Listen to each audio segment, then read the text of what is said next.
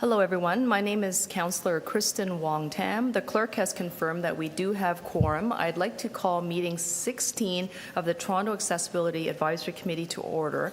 Welcome to all who are joining us. This meeting is being held using the City of Toronto's WebEx technology, with members and staff connecting by video conference or calling in. We ask for your patience with any delays and technical issues. Members of the public can observe the meeting on YouTube. We are also providing captioning for this meeting. There are a few reminders. Let me begin. Staff, please keep your video turned off until you need to speak or answer questions. This makes it easier for myself as chair and for those watching on YouTube to observe the meeting. Members and staff, please keep your microphones on mute unless you need to answer a question or speak. Members, if you wish to speak to an item, if you can have your video on, you are able to. If you need to raise your hand or unmute your microphone, let me know and I will create a speakers list and acknowledge you when it's time. When voting, if you have your video on and if you are able to, raise your hand or unmute your microphone to indicate your vote. And if you have any motions on agenda items, please submit them in writing to the clerk. The clerk staff are here to support you. They are accessible, and you can reach them by email at tacc@toronto.ca.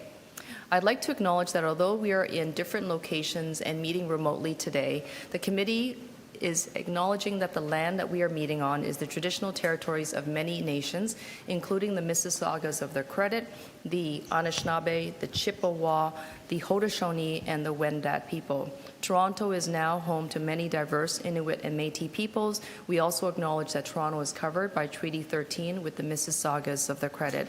As we have done in all our formal proceedings at City Hall, we've acknowledged since 2014 and in the council chambers the land that we're gathered on.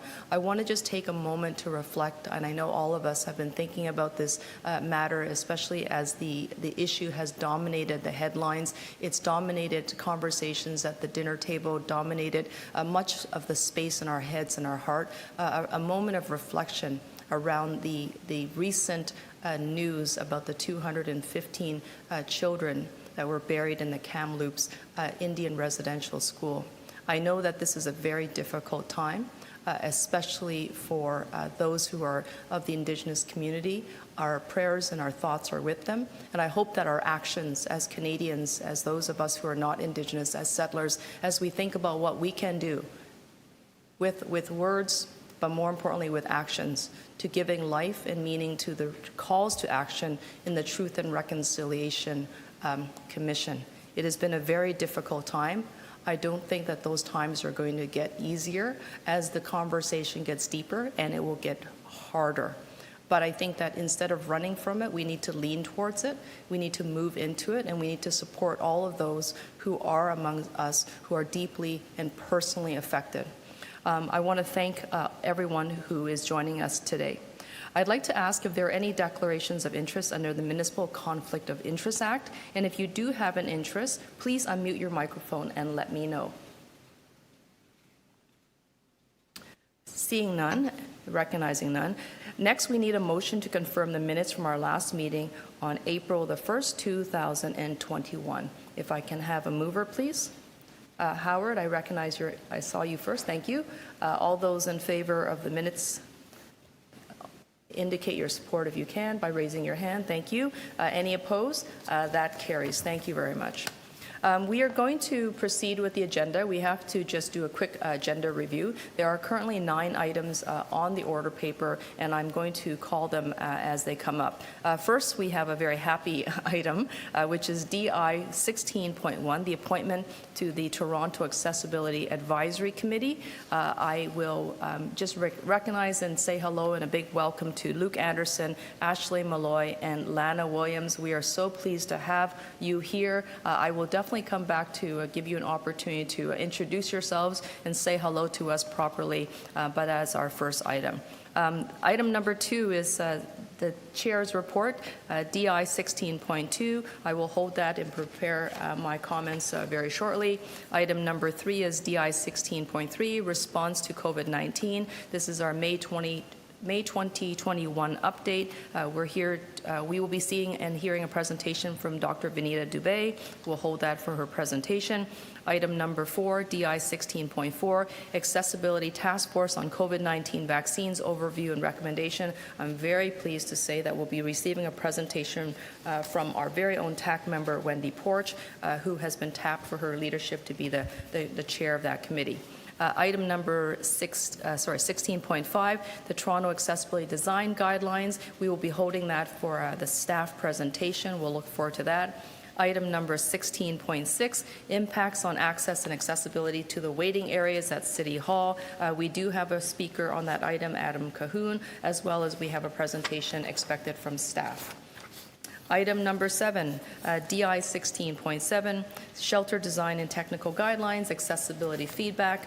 Once again, we have a presentation from staff, so we will hold that. Item number 16.8, helping people experiencing homelessness from equity-seeking groups to access supportive housing.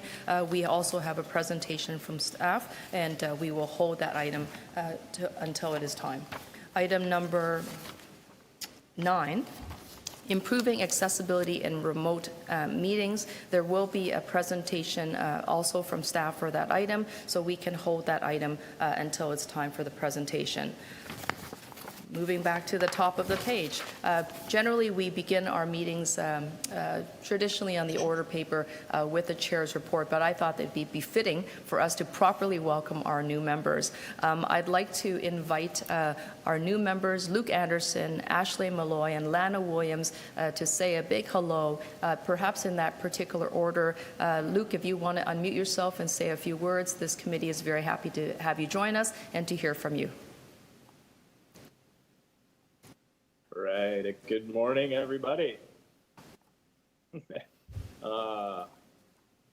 just scrolling through the little boxes here and recognizing some familiar faces, but many faces that I don't recognize, and both make me excited. I sense that I'm in very good company here, and look forward to working with all of you on our important goal here, which is to make our city a better place for everyone. So thanks for the opportunity to serve with you, and I'm looking forward to this first meeting. Thank you so much, Luke, and it's great to have you here. Our next new member, of course, is Ashley Malloy. Bon matin tout le monde. Good morning, everybody. I am looking forward to learning from each of you and with the city staff to increase my knowledge about the mission, and also to be a contributor to the mission of TAC. I've heard a lot about it, and I just want to simply be a member that takes the words of the mission and contributes with some action on my part. So I'm looking forward to learning and working with everybody involved. Thank you very much. Merci bien. Thanks so much, Ashley. Our last newest member is Lana Williams. Good morning, everyone. I'm very excited to join you all, and I'm proud to be in such good company. I'm looking forward to serving on the advisory committee for my term. Thanks. Thank you so much, Lana. It's great to have all three of you. I know that if we were in the same room, we would have lots of energy, and I can feel it off the screen. I know you folks are very excited because I saw the waves and the big smile. It's for those who want to know a little bit more about our newest members, you will be able to find a short little clipped bio in the chair's report. They, I can tell you, are highly qualified. They bring a diverse range of skills and expertise, including expertise that we needed to have on this committee. So I'm very happy to have that, to have them, and to have their contributions coming forward. There's a letter from the clerks advising us of City Council's appointment of these three members. Can you also, if I can have someone move to adopt this item and to receive it for information? Glenn, I saw your hand. All those in favor? Any opposed? That carries. Thank you so much, everyone. Item number 2 is the chair's report. and the chair's report was tabled for you in writing. I would just highlight a few quick items. Obviously, we were able to proclaim the Limb Loss Awareness Month, World Autism Awareness Day, and of course, we've just welcomed our 3 new members. You see their bios that are there. We are also happy to recognize that the corporate accessibility policy, which came from the ministry, is recommending that that the city's policy be updated to clarify existing requirements. There's going to be a full review of the corporate accessibility policy to staff that will have to be done on or before 2022. I would say it's most likely before. I know the work is underway. We have lots of information coming for us regarding the COVID response, so I'm going to keep it very short, except to just recognize the hard work of everyone who's been working in the field. I think that I'm not going to say too much about the Accessibility Task Force on COVID-19 vaccines. You will be able to hear from Wendy Porch directly. I know she's been really hard at work on representing the community, but also making sure that the process runs smoothly, and we're so grateful for her support. I will probably say that a few times just because when we tap on our citizens and the residents for leadership and action, it goes without saying it's very difficult work on top of the additional job you already have in family obligations. So we're incredibly indebted. The e-scooter program, as you recognize, it was before this committee on 2 occasions. I'm very happy to say that on May the 5th, City Council adopted directly the staff recommendations. There is not going to be a pilot on e-scooters. Many of you would have already read and heard about in the news. We are still trying to get increased enforcement, I would say, from MLS. It's an issue that I am seeing playing out within the downtown, midtown areas of the city. I haven't gone too far just because of the COVID pandemic, but I do recognize that there is a number of individuals who purchased these e-scooters. They are using them on all the public spaces that they're not supposed to, and ultimately it will be an education and enforcement campaign that will hopefully curb that type of public use. City Council moved a motion requesting the province of Ontario to support a cost-effective application-based station location system to further assist people with disabilities to access gas stations.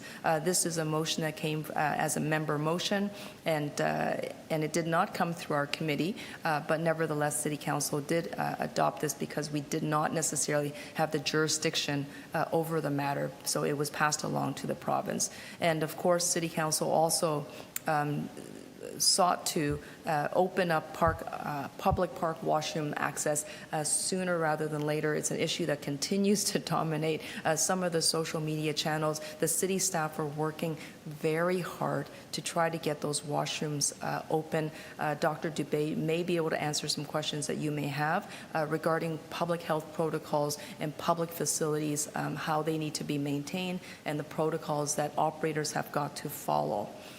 There is one other item that's not on the chair's report, but it hasn't gone to council as of yet, and that item is regarding winter maintenance snow clearing on sidewalks in the downtown old City of Toronto, Legacy City. I will have more to say after City Council deals with that matter, and I'm hoping that it will be a good outcome for us. Overall, it is actually good news. We're heading in the right direction. That brings me to the conclusion of the chair's report. Thank you very much, everyone. Are there any questions of the chair? Okay, seeing none, then I will just move the chair's report. All those in favor to receive? Any opposed? Thank you very much, everyone. Okay, so item number 3, we are in the grips of the COVID pandemic. Dr. Vanita Dubé is the Associate Medical Officer of Health. You've probably seen her on all sorts of media channels. She's been answering questions, doing endless town halls, and we're very pleased that she's able to join us today to provide an update on the city's COVID-19 response. Over to you, Doctor. Great. Thank you, everyone. Thank you for having me. Dr. Davila gives her apologies for not being here, and thank you that you've invited us. I'm very happy to be here to give an update, and so let's get started with the slide deck, please.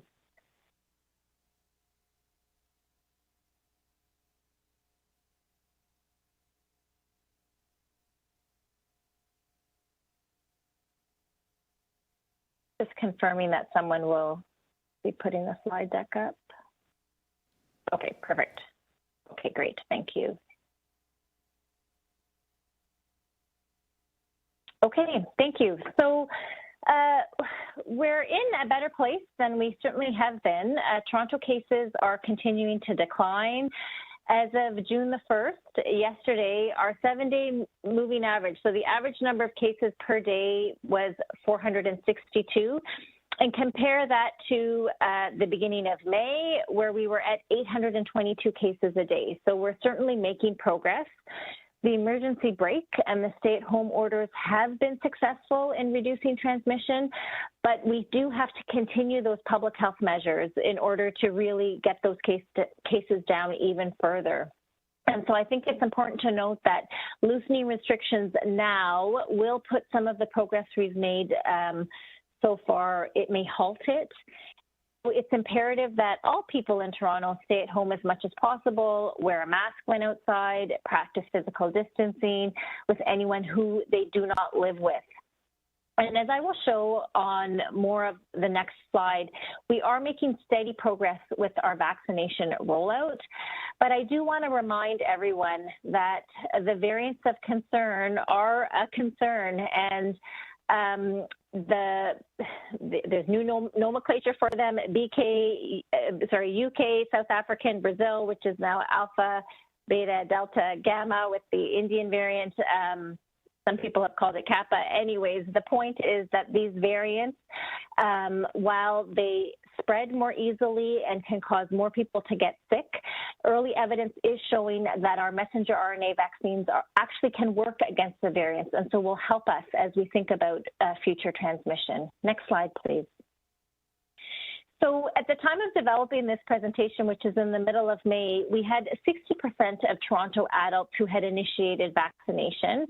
But now, as of yesterday, we're at 70% of adults 18 plus, corresponding to over 2.1 million doses in our city alone. And so as of June 1st, the City of Toronto and Team Toronto vaccination partners have administered first doses to 58% of Torontonians 16 to 19 years of age. And that vaccination for the youth, actually from 12 to 17, really just started 2 weeks ago. And this is occurring at our city-run clinics, at partner-run and pop-up clinics held across the city. As of June 1st, over 700,000 people have booked COVID-19 vaccination appointments at city-run clinics. So that's how many more people we hope to be able to get as well. So vaccine booking eligibility continues to expand. And so starting on May 18th, now anyone 18 plus was eligible to book, and really anyone 12 plus is actually eligible to book now. And Team Toronto is expanding their mobile vaccination efforts across Toronto to bring vaccine to neighborhoods most in need, including prioritizing some of those vaccines for those who are homebound. Next slide, please. So on November 20th, the Medical Officer of Health delivered a presentation to the Toronto Accessibility Advisory Committee on Toronto Public Health response and efforts related to COVID-19. And the TAAC requested the Medical Officer of Health respond to the recommendations of the committee in Q2.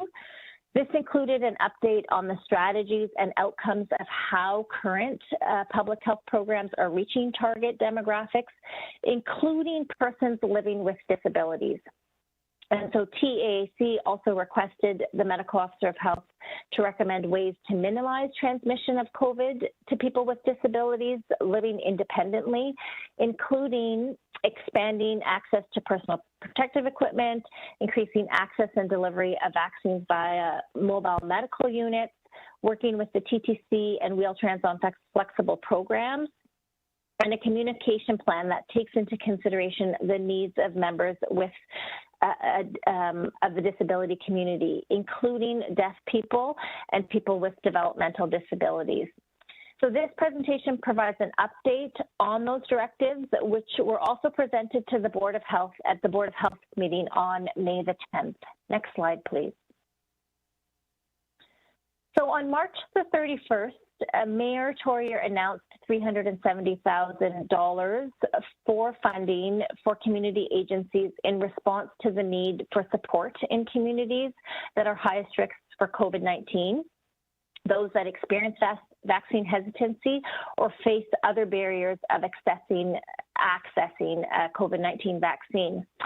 So this funding, part of the city's COVID-19 immunization task force outreach efforts and the TO supports targeted equity action plan, supports people in the South Asian, disability, and Black communities to access COVID-19 vaccines.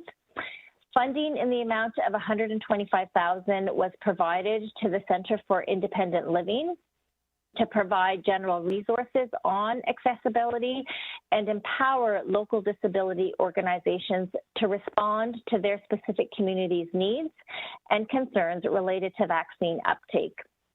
Specifically, the funding supported development of grassroots disability community organizations to undertake targeted outreach on vaccine uptake to disabled community members through community-specific webinars and by engaging community ambassadors from within the disability community.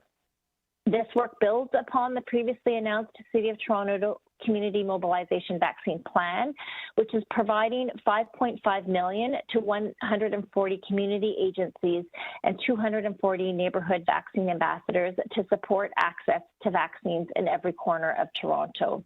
And I'm not sure if any of you have had a chance to connect with any of these vaccine ambassadors. I certainly have. We present to them monthly to keep them updated on the latest vaccine information. And they're very, very committed, very, very excellent in the work that they do and the way that they do it. Next slide, please. So the TAAC recommended that City Council request the province to permit paramedics to deliver COVID-19 tests and to expand the availability of mobile testing. So Toronto Paramedic Services and local health integrated networks are able to provide in-person COVID-19 testing for a small number of people who are homebound or are home and community care clients who are not able to leave their home to get tested. Adults 18 years of age or older who live in the City of Toronto and cannot physically leave their home to receive their vaccine for medical, physical, cognitive, or psychosocial reasons are eligible for in-home vaccination. And so Toronto Paramedic Services are also providing COVID-19 vaccines to some homebound residents. Homebound residents are also encouraged to register with their primary care or community care service provider. And so there are ways for homebound individuals to register to receive vaccination, and happy to talk about that after if that's of interest. Next slide, please.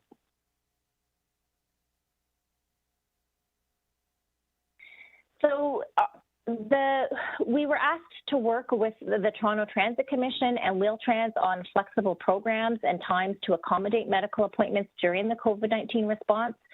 So Toronto Public Health met with the TTC and Wheel-Trans near the end of 2020. And in response to the COVID-19 pandemic, Wheel-Trans has implemented several procedural and other changes to accommodate essential trips.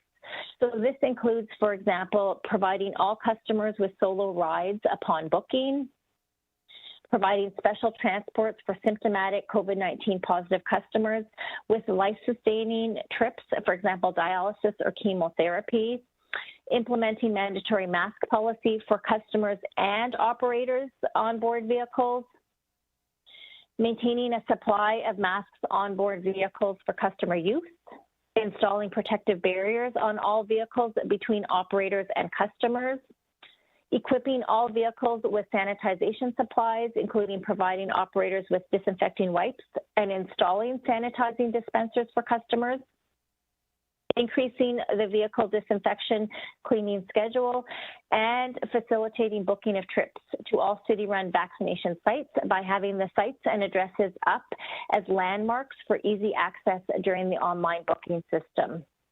So Wheel-Trans has also made changes to their trip booking procedure to allow more flexibility in booking trips. Next slide, please. So, sorry, 1 second.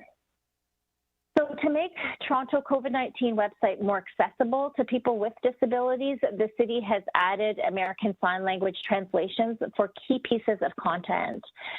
So the ASL translations are embedded in the relevant sections of the website and can also be found on Toronto Public Health's YouTube playlist. The city's website complies with the World Wide Web Consortium Web Content Accessibility Guidelines 2.0 in accordance with the schedule set out in the Accessibility for Ontarians and Disability Act, Integrated Accessibility Standards. 2 times weekly City of Toronto media briefings with the Mayor, Medical Officer of Health, and the COVID-19 Incident Commander and Immunization Task Force Lead use ASL interpreters as well. And the city recognizes that accessibility involves understanding and addressing the needs of people with a broad spectrum of disabilities, including visual, auditory, physical, cognitive, speech, learning, language, and neurological disabilities. Next slide, please. So Toronto's Accessibility Task Force on COVID-19 was established in March of 2021. It provides advice on enhanced support and access to COVID-19 vaccine for people with disabilities. The Accessibility Task Force was created as part of the City of Toronto's COVID-19 Immunization Task Force outreach efforts and TO supports. As of May the 10th, a Board of Health meeting, Wendy Port, the chair of the Accessibility Task Force, presented recommendations to support people with disabilities receiving vaccines. And the board acknowledged and thanked the Toronto Accessibility Task Force on COVID-19 vaccines for their important contributions towards an equitable immunization campaign and requested that the Medical Officer of Health, in consultation with the Fire Chief and General Manager of Emergency Management and Toronto's COVID-19 Incident Commander, and to the Executive Director of SDFA as well, to advance as appropriate the following recommendations.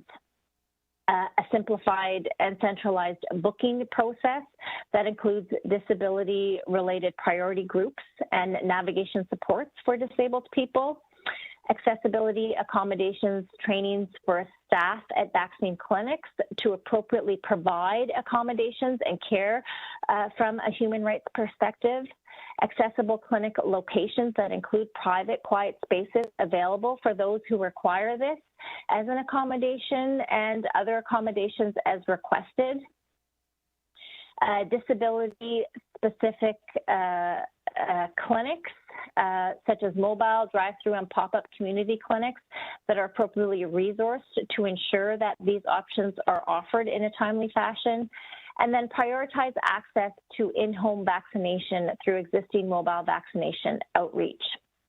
And then finally, clear communication and navigation resources in accessible formats as discussed. Next slide, please.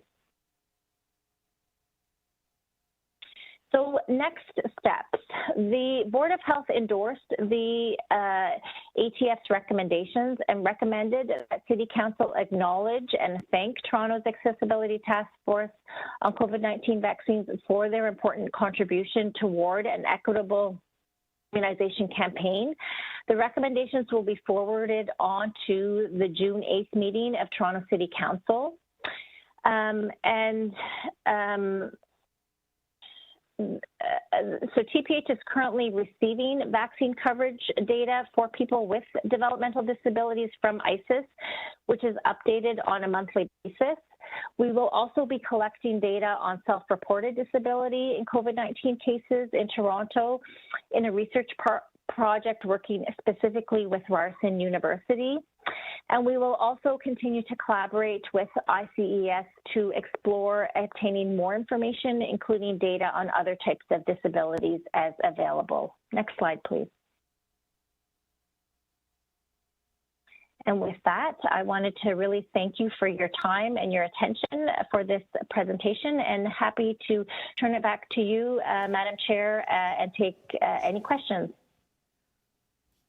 Thank you very much, Dr. Dubé, and thank you for your ongoing hard work at Toronto Public Health. I know this has been a very difficult, I think for you, probably 19 months. The work began much earlier as you were watching the events unfold overseas. I want to ensure that we have an opportunity for a good discussion here. So for those with questions, if you could please indicate by raising your hand, let me know. I'm going to start building that speakers list. I see Liv, thank you. Followed by Liv, I see Ashley Malloy. Anyone else at this point in time? Okay. If not, we'll start with those two members. Liv, please go ahead. Thank you. Dr. Dubé, I sit on the task force, and you have been an absolutely wonderful partner. So I want to commend you for that, and thank you for keeping us up to date and informed. And I also want to note that Wendy Porch is a fabulous leader for that effort, and to thank her. A lot of my concerns don't lie within the jurisdiction of public health, so I won't address them to you. But one that does is around the data collection. I know that as we have been advocating across the community for prioritization of disabled people to get their first shot, their second shot, younger folks, we have not had a great deal of data to share or a data story to tell, and we've been relying on other jurisdictions, including international jurisdictions, to speak to how COVID-19 has disproportionately impacted disabled folks. And my concern is that is something that was raised at this committee when we were still in the testing phase prior to vaccines even being developed. And we weren't able to quickly mobilize to get that data collection and disaggregation happening during the period when we were focused on testing. I'm pleased to see the study with Ryerson. I think that's fabulous. I just really want to underscore how important that data collection is for us to make the right policy decisions and to advocate with the provincial science table, et cetera. So I guess to phrase it as a question, my question is, is there anything else you can tell us about or any more detail you can offer about how that data will be collected at this stage of the game? Yeah, thank you very much for that question, because data is, no question, really valuable and really important, especially as we think now about, 70% of adults are vaccinated in Toronto. What about that 30% that are not vaccinated? Or how do we make sure that we capture them and offer vaccine to them, or making sure that of the 70%, they all come for their second doses? And how many of them maybe have a disability that may be preventing them from getting vaccinated? They want to get vaccinated, but that is their barrier. So I absolutely agree with you that the data collection is important. I can provide a couple of additional points. So in the collaboration with ICES, just in terms of numbers I can share, as of May the 3rd. Now, May the 3rd is a whole month ago, and so it's almost a lifetime ago, but the vaccination coverage was 21% with those with a developmental disability compared to 33% for all of Toronto. So I think this is certainly something that we need to keep a close eye on. We are working with ICES regularly to explore the feasibility of linking COVID-19 testing, case, and vaccination data with physical and sensory disability cohorts. And so ICES is also exploring linkages to ODSP, OW clients to determine if COVID vaccine rates for vaccine and for illness in these populations can be linked. So those conversations are ongoing. So, and that is probably our most feasible means of collecting better quality data is working through ICES, and we are continuing that. We continue to obtain monthly data updates on vaccine coverage in people with developmental disabilities. And, again, we'll continue to explore the feasibility of obtaining information on other types of disabilities. And so that's why that data that I shared was from the beginning of May. We should be getting some out from the beginning of June shortly. Now, the other piece to mention on data is, primary data collection. And as you know, in the clinics, actually anywhere you get a vaccine in Ontario, the vaccine is recorded in COVAX, which is the provincial electronic registry that's used to record the vaccination. And so this has been developed and managed by the Ministry of Health. And this is Toronto Public Health's only mode of collecting client information. And so any decisions on whether to add a field to capture disability status of clients would have to be approved and implemented by the Ministry of Health, as well as the vaccine data. Any changes to our COVID case collection data, again, we use CCM, that's just the name of the electronic database that we use for that data, which again is implemented by the Ministry of Health. So we will have to continue to work with them, with the Ministry of Health, to develop a clear and effective data collection strategy for disability-related and other socio-demographic questions to allow people to report them at the time of vaccination. And so that work, again, is ongoing. Well, thank you again for the update and for your continued efforts and passion and through no doubt some exhaustion. I would encourage TPH to continue to advocate with the province around the COVAX system, because if such a change could be made and in a timely fashion while we're still in the heart of this, I think that would be very useful for public health in the future and for the recovery period. So I would really encourage that advocacy. Okay, thank you very much, Liv. Thank you. And thank you, Dr. Dubé. Next member to ask questions is Ashley. Anyone else before Ashley begins speaking? Okay, seeing none. Ashley, go ahead. The floor is yours. You've got 5 minutes. Good morning, Dr. Dubé. Thank you very much for that comprehensive overview. My question is focused on the ambassadors that you spoke about going into community. So there's 2 questions about the ambassadors I just want to ask. Number one, what's the criteria by which they are identified as ambassadors, number one? And number 2, how are you assessing the effectiveness of their work as ambassadors? Is their data being collected? That's my questions. Thank you. Okay, thank you for that question on the community ambassadors. I do want to note that that program for the ambassadors is not run through Toronto Public Health, and maybe a note for the chair, it may be helpful to have someone from that table to be able to present on that in the future to explain that ambassador program a bit more. We do work collaboratively with them and share resources, and certainly I feel like the ambassadors are feet on the ground to be able to reach people and to address some of the questions that they have. So my understanding, though, is that the ambassadors, that funding has gone to organizations, and through them, the ambassadors have been deployed. But the specifics on their exact training or background or how exactly they were hired, I don't have those details. And so maybe I can ask that for a future meeting that they actually come to present to provide some of those details for you, if that would be helpful. Okay, thank you very much. I understand that you have a lot of responsibilities, so it's a little clearer. You've moved the process, you've advanced the process. So thank you very much, Doctor. Thank you very much. And Dr. Dubé, I take note of your recommendations.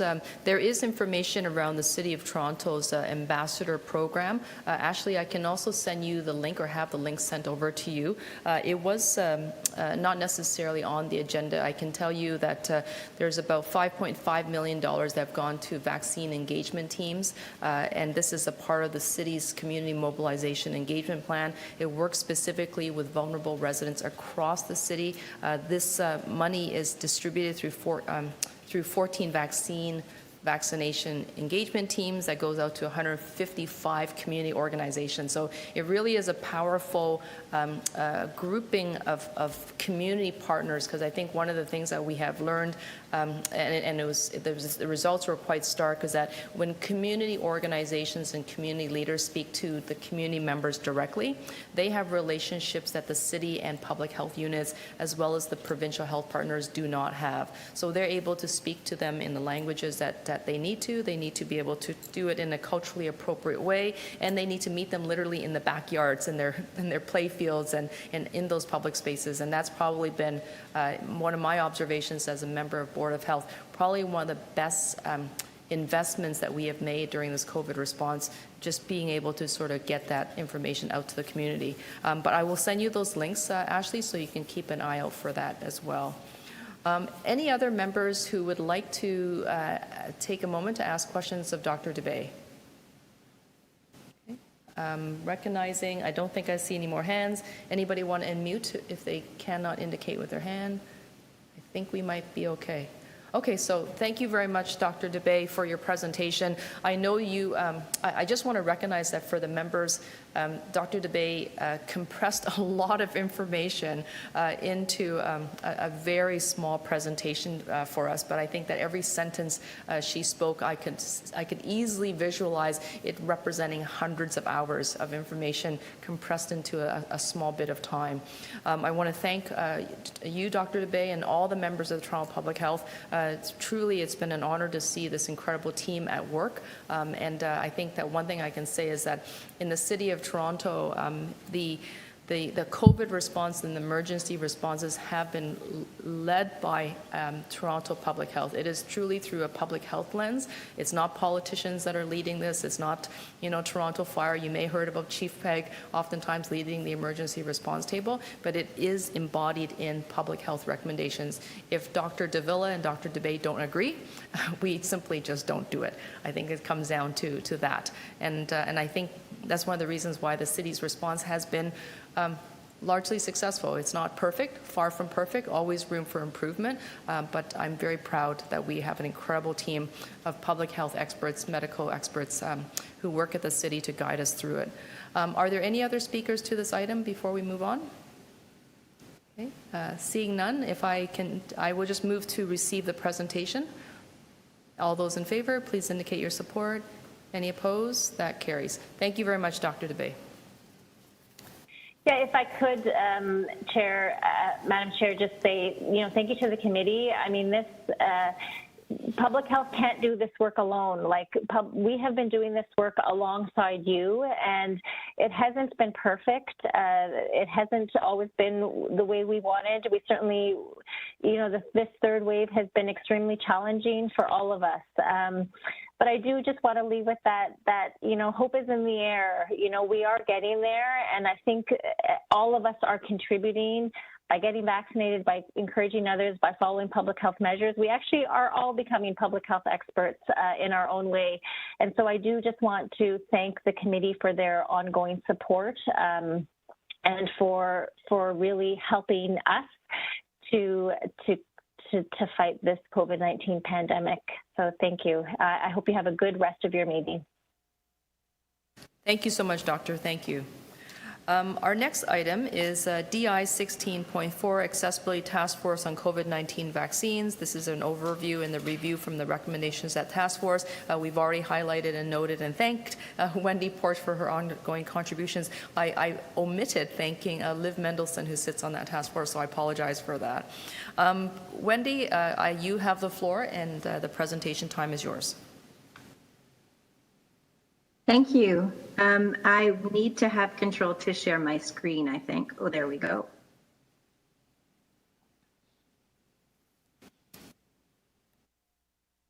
Okay, can everybody see that? Yeah, okay.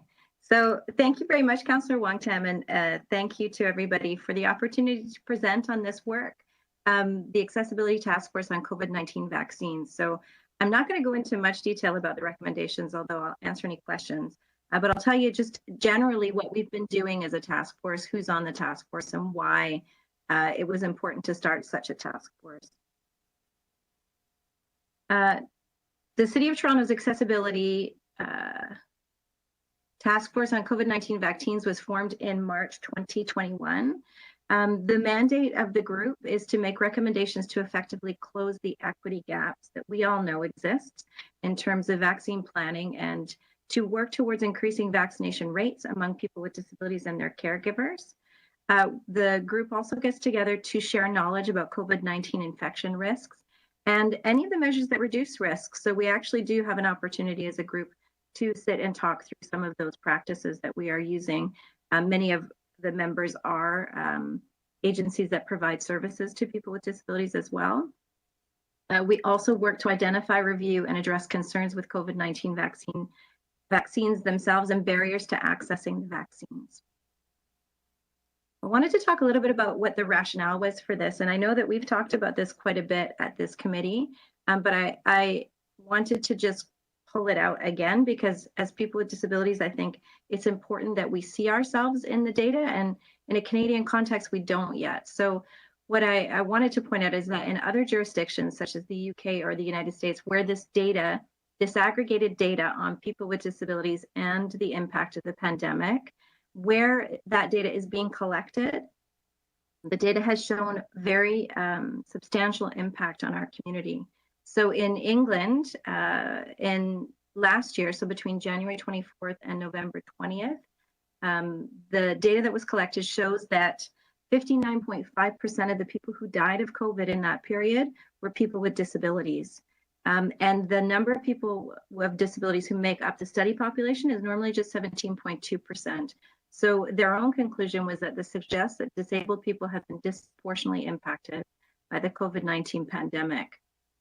We also know that in terms of our population, there are some communities that seem, even within the disabled population, that are more impacted by COVID-19.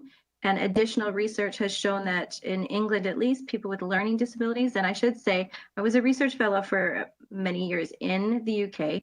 Learning disabilities is the way that they say developmental disabilities in that context. Their conclusion was that people with learning disabilities are dying of coronavirus at more than 6 times the rate of the general population. Now, we don't have the numbers for this in a Canadian context because we don't collect this data in Canada, in Ontario, or in Toronto.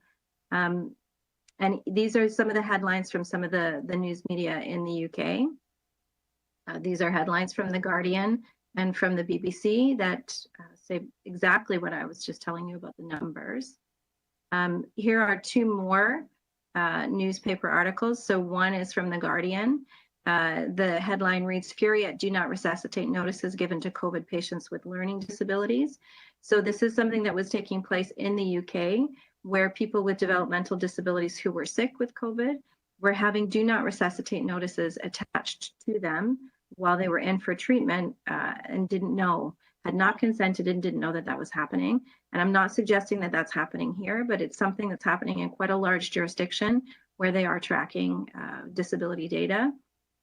And the article on the right, the headline is, rather the title, because this is a research paper, "The Devastating Impact of COVID-19 on Individuals with Intellectual Disabilities in the United States."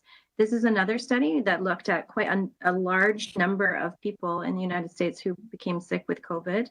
And they determined that the number 1 risk factor for a dire outcome from COVID-19 was age, but the second greatest risk factor is having a developmental disability. And we don't have this data, and we don't have these kinds of conclusions or information in a Canadian context again, but in the US and in the UK, we can see that the impact on our community is quite dramatic. The task force has come together to develop a number of recommendations. As I said, you've already heard from Dr. Dubé about a number of those recommendations, but these are the first set of recommendations that the task force developed when we met in March of 2021 for the first time. We worked on prioritizing, we made a recommendation on prioritizing people with disabilities who were resident and congregate care settings to be immediately prioritized. At that time, I can say as the executive director of SILT, I know that there were people within congregate settings, within supportive housing, who had not yet received their vaccine and didn't really know when it was coming. The reason why the task force recommended that these folks be prioritized is because we know that congregate settings are, they facilitate the transmission of COVID in a way that other settings don't. People tend to share care providers and they live in close proximity. Supportive housing and other kinds of congregate care settings in Ontario were not necessarily included in the early prioritization of long-term care. So what we saw in the sector is that long-term care settings were rightly prioritized for vaccination, but people with disabilities who were living in congregate settings had not been prioritized in the same way. So the task force worked to address that by making this recommendation. We also made the range of recommendations that I think you heard from Dr. Dubé about. They included identifying priority days for client vaccine bookings for people with developmental disabilities and people who were living in supportive housing. We asked that they identify mobile and outreach teams to facilitate vaccination of those folks. We did also ask at the time that they provide vaccines directly to Vibrant Healthcare Alliance and or Safe Haven for use in disability-specific community settings. A number of those were followed up on. The Toronto Public Health provided space to task force disability agencies and to book 200 people with disabilities who were living in congregate care settings, and that happened quite quickly. It happened within, I think, about a week. And so actually there were 200 people living in congregate settings who were able to get vaccinated very quickly. As a result of that, we heard from our colleagues in the developmental service sector that they said that 100% of people in congregate care settings with developmental disabilities had been vaccinated as a result of those efforts. That was not the case necessarily for people with physical disabilities living in supportive housing, although I understand from my colleagues that most people with physical disabilities now in supportive housing have been vaccinated. We had a number of additional recommendations out of the task force.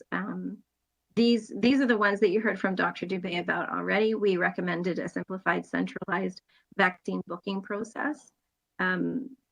What we're hearing from people with disabilities is that booking vaccines has been very hard because of the range of options that are available.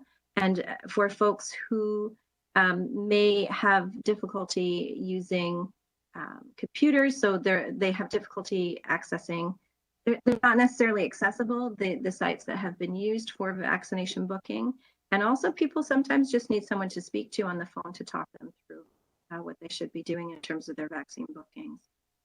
We've also recommended training for staff, as you heard, around how to provide accommodations to folks within the context of a human rights lens.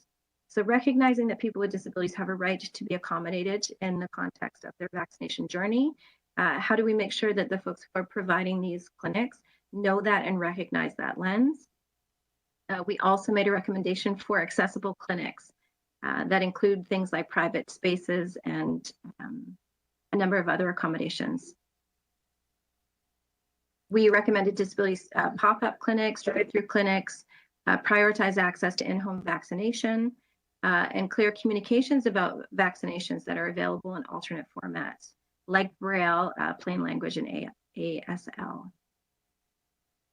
I'll go back actually, just to let everybody know, we did in fact have two accessibility clinics in partnership with the City of Toronto and Toronto Public Health. And those clinics were, the Accessibility Task Force did quite a lot of work in terms of trying to support the development of those clinics. So those clinics were in May, and between the two clinics, about 1,200 people with disabilities were vaccinated. We used a human rights lens, a human rights definition of disability, so people could just declare that they were disabled, that they had an identity of disability, and then they were given an opportunity to use a text box to provide information about what kinds of accommodations they needed. And based on what we received, we worked with Toronto Public Health, and the team at Toronto Public Health has been fantastic. So that happened at the Metro Convention Centre Mass Immunization Clinic, and those accommodations were met. So 1,200 people were able to get vaccinated in that context, which was brilliant, I think. We have some ongoing recommendations that we made to the Board of Health, that resources, supports for, and implementations of our original recommendations be considered, and our additional recommendations, that we have ongoing opportunities to report to the Board of Health, And we're hoping for additional disability-specific clinics. The task force is very interested in the moment at a clinic for young people 12 and up that would also have this context of an accessibility clinic. So those are the general recommendations from the task force. I'm very pleased to be involved in the work. We have a great group of people who are on the task force. As you've heard, Liv Mendelson is on the task force for the Miles Nadal ACC. Surrey Place is a member of the task force. We also have Spinal Cord Injury Ontario, Silent Voice, which is an organization for people who are deaf, Balance for Blind Adults, Unity Health, RENA, Surrey Place, as I said, I think is on the task force, Vibrant Healthcare, PACE Independent Living, North Yorkers for Disabled Persons, who supports primarily non-speaking people with disabilities, CAMH and Safe Haven are all members of the task force. So that's an overview of the work that we've done so far, and I'm happy to take any questions. I just want to say personally, I'm really pleased, I'm thrilled that the city has partnered with us on this work and recognized, even in the absence of Ontario-specific data, the vulnerability and the particular impact of COVID on people with disabilities, and has taken the opportunity to work with us together on this important work. That's it. Thank you. Liv, Wendy, sorry. I'm looking at Liv on the screen thinking about you, Wendy. Wendy, thank you very much for your presentation. I know that, again, it was a lot of work. I'm happy to open the floor to members who have questions of Wendy, questions about her presentations, points that you want to see clarification on. Seeing any hands go up? No? Okay, Miranda, please go ahead. You've got 5 minutes. Okay, thank you.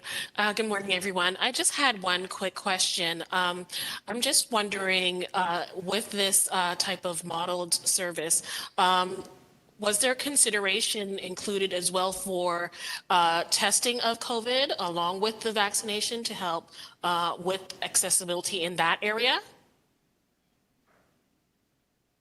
It's a great question, Miranda. We, as a task force, we have not yet discussed testing in any particular detail, but it's certainly something that I'm really happy to take back to the group and talk through. Are there specific things that you think that we should be thinking about in terms of testing, or is it just generally that the kinds of accommodations that we're talking about should also be available in testing situations? Exactly, just in general, because I'm just thinking of, challenges that persons with disability will face, and even trying to get a test done, and lengthy waits and going through that process. It would be great if that could be eliminated for them to make things a little bit easier. Thank you so much for all your work and efforts too. I will definitely take that back to the task force. I think it's a really important point where we're working to try to raise awareness of the needs of people with disabilities across contexts. And testing is certainly one of those contexts that we should make an explicit point about, I think. So thank you. Thank you. Thank you, Miranda. Thank you, Wendy. Anyone else with questions for Wendy? Glenn, go ahead. Hi, Wendy. I too want to thank you for all the work you've been doing, and Liv as well. Amazing, and I'm very thankful. Just wondering, status-wise, how close are we to round 2 for disability-specific clinics? Or are we there yet? Almost there? That's it. That's the question. Thanks, Glenn. It's a great question, and I don't have an answer for it at this point. So it's a question that the task force has been asking of Toronto Public Health, and we're waiting at the moment to understand what the next steps will look like in terms of round 2.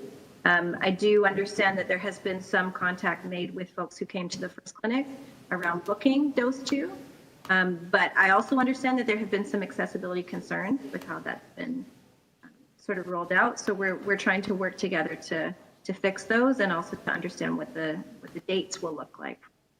I appreciate that. No worries. I mean, I'll tell you, we did discuss at our last meeting the possibility of making a recommendation around prioritizing people with disabilities for their second doses. So that's something that is on the radar of the task force and, is likely to be put forward as a recommendation too. Although I can't speak for all of the task force at this point. I appreciate that. I'm asking partly out of self-interest as a case manager now for clients that are affected by this rollout of phase 2. I'm in the question, of course, constantly. And just to have to keep answering, dunno, not sure, soon, it kind of wears old after a while. Totally understand. It's a great question, Glenn. Thank you. Thank you, Glenn. Thank you, Wendy. Are there any other members with questions for Wendy? Okay. Wendy, I actually have a couple questions for you. I'm going to just start my clock here. Make sure. Great. Wendy, my first question is recognizing that the task force was convened rather quickly and obviously populated with some very talented people with wide range of experiences. I know that like everything else at the City of Toronto, especially when it comes to COVID responses, we're kind of moving in a dynamic environment. Can you share with us, because this is your committee, this is the committee that needs to get loud on these issues, does this task force have everything it needs to do its work?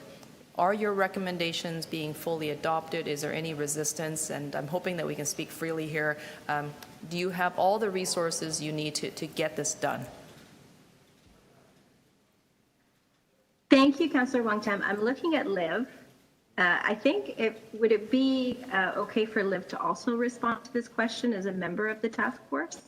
I would say appropriately, yes. Liv, did you want to answer first?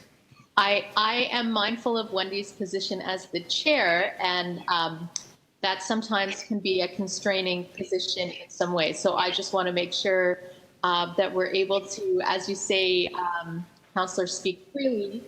And there are some challenges in terms of resource. The clinics that were wonderful and that had full support of TPH were staffed by, in terms of the accommodations, by the agencies on the task force at cost to them.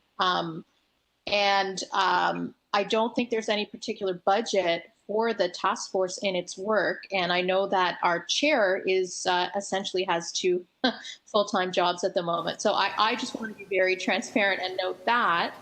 And also note that, some of the accessibility barriers rest with the provincial systems and the provincial jurisdiction. But the costs of workarounds and mitigating those are landing with the task force as well. So there's more work to be done there. I hope I haven't said more than you would wish me to say, Wendy, but I do want to acknowledge Wendy's tremendous work, truly evenings, weekends, 24/7, and also the wonderful partnership of public health. Liv, thank you. Wendy, do you have anything to add to that before I move into a second question? No, I think that's great. Thank you very much, Liv. I don't have anything in particular to add, just to say that the partnerships have been great. I actually think that, some of the great benefits of doing the work together is that the capacity has been built, certainly within at least one particular clinic at TPH, for understanding how to do this kind of work. And I think, that's fantastic. I know that Dr. Dubé was talking a little bit about the project that SILP has some funding for in terms of ambassadors and developing some resources. But I would say that TPH also has its own expertise now, and I would really like to see them in a position to be able to disseminate what they have learned through this experience as well to staff within TPH and to other clinic locations too. But in terms of the recommendations, so far I think people are very, very open to the recommendations that we put forward. And I did want to say too, Councillor Wong-Tam, that the response from community members to having their needs met, being able to request accommodations and get them, has been fantastic. We've actually had really overwhelmingly positive response. I just wanted to say, I don't know if everybody knows Science Sam, but Science Sam is a science communicator, and in fact went to one of the accessibility clinics and has quite a severe needle anxiety, and was vaccinated at one of the accessibility clinics, and was talking about this on The Current, I think yesterday. So just to say that the work is great. I'm really, really thankful that the city has been open to doing this partnership together. I would suggest that many of the comments that Liv made around budget and around kind of putting money towards this in a formal sense are certainly correct as well too. Thank you. My follow-up question may be, we may have to dialogue offline just because I don't want to run the clock on this particular matter, but I am concerned that agencies that are partnering with the city on the task force are absorbing additional costs without any offsets. And I know that, nonprofit organizations, charities have really tight budgets. I'm mindful that there is an element of fairness and process and true partnership in play. So I want to just seek one quick clarification. Liv, Wendy, when the comments were made about accommodations being borne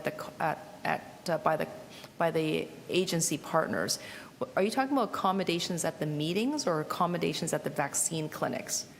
Accommodations for the 1,200 people who got their vaccines, or accommodations for the members participating in the task force? Liv is talking about accommodations for the clinics, and so just to further clarify that, there was ASL and deaf interpretation that was provided. As I understand, that was actually billed for.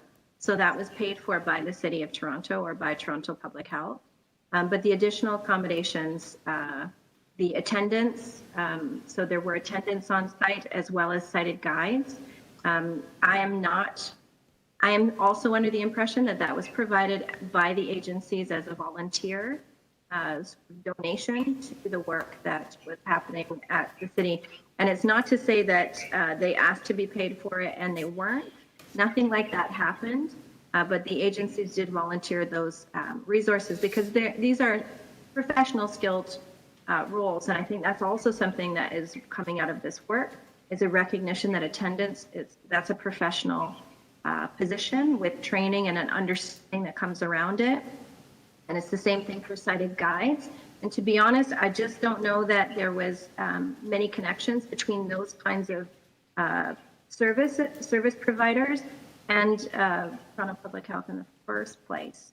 And so I think that might be why the agencies have done that, come forward and done that. Also just to support the work in general. But yes, hopefully that clarifies things for you. Okay. Wendy, thank you for that response. Anyone else with questions for Wendy? Anyone to speak? Bhuvani to speak or to question? Sorry, I was muted. I had a question for Wendy. Go ahead, please. Okay, perfect. Thank you. First of all, I just want to say thank you so much, Wendy and Liv, for all of your work and for all your efforts. Wendy, working alongside you on SILT, I know that this has been quite challenging, and at times, it's been difficult to put this all together, but you've been just absolutely incredibly amazing with it. So I wanted to thank you for that. I do have a question, though, just in terms of how information around the clinic is being shared with the community, in particular with members of the community who may not speak English as a first language, or who may not be receiving their information from mainstream sources. It's a great question, Bhuvani. The clinics happened really quickly, to be honest, and so I think task force members did their best just to get it out to through their networks in the ways that they could.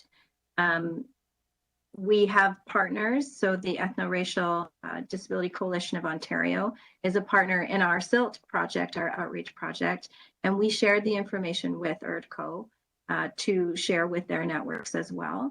But in terms of other languages, I don't think that there was any particular formal approach to that. I think it's something that we definitely need to think about in future.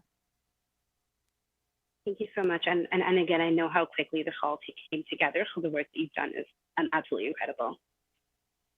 It's a great team. It's a really great partnership and a great team. Uvani, thank you for your questions. Michelle, I think I saw your hand go up. Do you still have questions? Please go ahead then. It was to speak. Oh, it's to speak. Councilor Okay, Wong-Tam. thank you. Let me just do one more call for questions. Any other members with questions for Wendy? Seeing none, then we'll start with the speakers. Michelle, please go first. Okay, thank you so much, Councillor. So huge thank you to Wendy and Liv for leading this vaccine rollout work as members and chair of this task force. I'm really pleased to see such a deep consideration of people with developmental disabilities, having just like witnessed the tireless organizing of community agencies. You know, you mentioned Surrey Place, family members, caregivers, people with developmental disabilities. It's just been endless work, and really, it's been great to see these pop-up clinics and community members really stepping forward. And as you know, and this is really just me adding my voice to what you've already pointed out, there's been a wide gap in this vaccine rollout to people with disabilities, especially, Wendy, as you've pointed out in the past, folks that aren't tied to agencies or organizations living independently in the community. And I know of many people who've signed up through different networks and don't get any sort of wait time and then are just clamoring to get spots wherever they can. And so even if you're a person living with a disability, you end up going because of your age or living in a hot spot. It doesn't actually get tied to your disability. So seeing this task force in action so quickly, it would have been amazing if that was budgeted out of the gate and had paid work out of the gate. You know that folks with disabilities and in our community are chronically underemployed and underpaid. So it would really just, I feel like I'm talking retrospectively, it really would have been amazing to see that prioritization earlier on. And also you not having to work so quickly to get it off the ground, but having that kind of time under your belt would have been great. And I know there's a lot of work too, and thank you so much for taking that on. And I feel like even with these second doses and you advocating now for more clinics, it makes me feel much more assured knowing this task force exists. So many, many thanks. Just wanted to add my thoughts on how this could be better in future. Michelle, thank you. Any other speakers? No? So Wendy, before I release you from the floor, I just want to let you know that I'm thinking about putting together a motion. I'm sorry I didn't advise you sooner. The motion, just so everyone is aware of my intentions, is to have City Council reimburse the cost borne by the agency partners who are at the Toronto Accessibility Task Force on COVID-19 for the accommodations provided at the vaccine clinics for people living with disabilities, and then moving forward to ensure that all costs for accommodations are borne by the city or the Toronto Public Health. I don't have this typed up as of yet, so if the members are okay, I'd like to hold this matter down. I think this is an issue around principle, especially if we're asking agency partners who are already struggling under the weight of the pandemic to come to the table to give us their time freely. The very minimum we can do, if there's no payment for the members, is that we make sure that they're kept whole and not losing money by working with the city, money that they would have not budgeted for. So Wendy, if you're okay with that, I'm just going to hold this down. I'm going to work with the clerks on that motion, and we're going to move on to we could move on to item number 5, which is the Toronto Accessibility Design Guidelines. I think I would like to do that.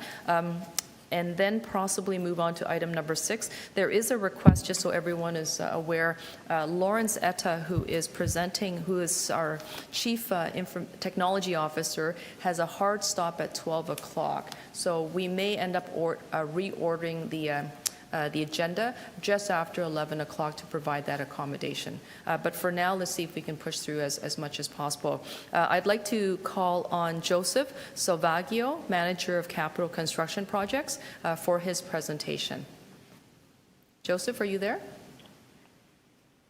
Yes, thank you, Madam Chair. Okay. Just doing a sound check. Can everyone hear me? We can hear you perfectly, and I'll just start your clock. You've got 10 minutes for your presentation. Thank you. Thank you. Good morning, Madam Chair, members of the committee, and all staff and public attending today. I'm Joseph Salvaggio, and I associate with the pronouns he, him, and today on behalf of our division, Corporate Real Estate Management, I will be presenting an update to the Toronto Accessibility Design Guidelines. The presentation will run approximately 10 to 15 minutes, and I'm joined today by our Division Head of Corporate Real Estate, Patrick Matoso, and the Director of the Project Management Office, Lisa Barroso. We will have time at the end of the presentation for questions, so let's get started. Okay, so here's what's on the agenda today. We'll get into the update of the guidelines, what's new, and what process we took to get to where we are today. Then we will discuss who our stakeholders are and how we collected feedback, along with our future approach to public consultation. And finally, we will wrap it up with our milestone schedule and next steps towards council approval in the fall of 2021. Okay, so we'll talk about why we are updating the accessibility design guidelines, how it works and reads, and what it means for the city. The reason why we are updating the Toronto Accessibility Design Guidelines is to consolidate all of the legislative requirements of the AODA, the Ontario Accessibility Disabilities Act, into one single reference document. The AODA refers to three main documents to inform legislative provincial requirements for the built environment. These include the Ontario Building Code, the AODA Integrated Accessibility Standards for Public Spaces, the AODA Built Environment Standard, and we also are looking at updating from our previous set of guidelines. The idea is for staff, consultants, and the public will now find it much easier to refer to a single resource when designing new and or retrofitting existing city-owned properties, roads, parks, and other capital projects. The new guidelines will establish a best practice threshold that will meet or exceed the requirements of the legislative requirements of the AODA Act and the Building Code. As well, we reference other documentation used to establish our baseline, such as the national standards for CSA. However, most importantly, it was also based on feedback from the disability community, those with lived experience, and the valued opinions of individuals in the accessibility community who advocate for people with disabilities. The best practice threshold was set to represent the needs of our citizens in a city which serves over 3 million people and is growing. Simply put, to design to minimum requirements of the building code are just that, minimum. And minimum doesn't always address the needs of the majority of people with disabilities. Some examples include, wider doors to address the 95th percentile of mobility devices, or larger turning radiuses, again, to address the larger mobility devices used by individuals on scooters. The new Toronto Accessibility Design Guidelines are planned to be adopted by Council this fall, which will make them final. With that said, it is important to note that city divisions such as corporate real estate management, parks, forestry and recreation, and transportation services have been applying the current draft best practice requirements to their current capital projects since the first draft was made available in 2015. This slide shows examples of accessibility projects being implemented across the city to enhance many built components to our facilities and properties. These include, but are not limited to, accessible signage and wayfinding, installation of new universal washrooms in our facilities, building out accessible service counters for the public and staff, power door operators, and new elevators and accessible sinks in our office facilities. The actual formatting of the Toronto Accessibility Design Guidelines has been redesigned to have an easy-to-navigate layout, which spells out the technical requirements prescriptively. There are 5 distinct parts: the exterior, interior, systems and controls, exterior and interior maintenance, and of course, appendices that support the document. It also includes diagrams, tables, and photos to further convey and interpret the technical requirements with more clarity. It has been formatted to be accessible, being compatible with screen reader software for the visually impaired. The document will also include related references to other city standards that are pertinent to each section. For example, the trails section will cross-reference with the city's multi-use trail guidelines, or the pedestrian crossing section will reference the city's vibrant streets standards. We have also worked on clarifying the application and implementation language of the Toronto Accessibility Design Guidelines by including these requirements within the guidelines themselves. The guidelines will include clear language on how it applies to city-owned facilities and properties, and how it is mandatory for all new construction and major renovation projects. Recognizing that compliance with the requirements of the Toronto Accessibility Guidelines will sometimes pose challenges for the city when renovating its existing facilities, the new guidelines have built in a robust set of renovation compliance alternatives to ensure the highest standard of accessibility is achieved on all its capital projects. Exemptions to the Toronto Accessibility Design Guidelines are disallowed for city projects without proper review and evaluation of all available options and approval to proceed by an accessibility governance body within the city. Currently within the Corporate Real Estate and People and Equity Division, we are working on establishing this governing body. This compliance approval process will ensure that the highest level of accessibility possible is achieved and that Council's commitment to accessibility is not compromised for its existing infrastructure and properties. This page depicts a chart illustrating the organizational drivers of accessibility within the City of Toronto. Many of you are familiar with this, but I just wanted to reiterate the importance of the Toronto Accessibility Design Guidelines supports Council's commitment to building an accessible city and adopted by the city's multi-year accessibility plan. The guidelines will be a living document that will be flexible and allow for review and revision down the road in order to meet the changing needs of our population and staff.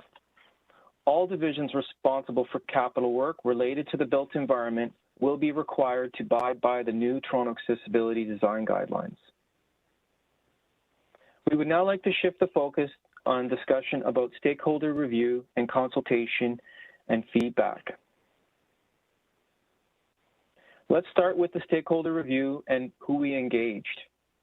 An extensive list of stakeholders were established from the various divisions in the city, agencies and boards, and most importantly, from people within the disability community with lived experience. A complete list is included in the appendix of this presentation. The city and our accessibility consultant hosted workshops with the stakeholders to establish the best practice technical thresholds that are noted within the guidelines. Our team then worked to provide drafts for review and collected feedback at various stages of completion, 50%, 75%, and so on. We also presented to many committees throughout the city and worked with over 22 plus divisions to implement over 1,000 comments of feedback into the new guidelines. As we approach Council for final approval, we will continue to collect feedback both internally to the city and externally from the public.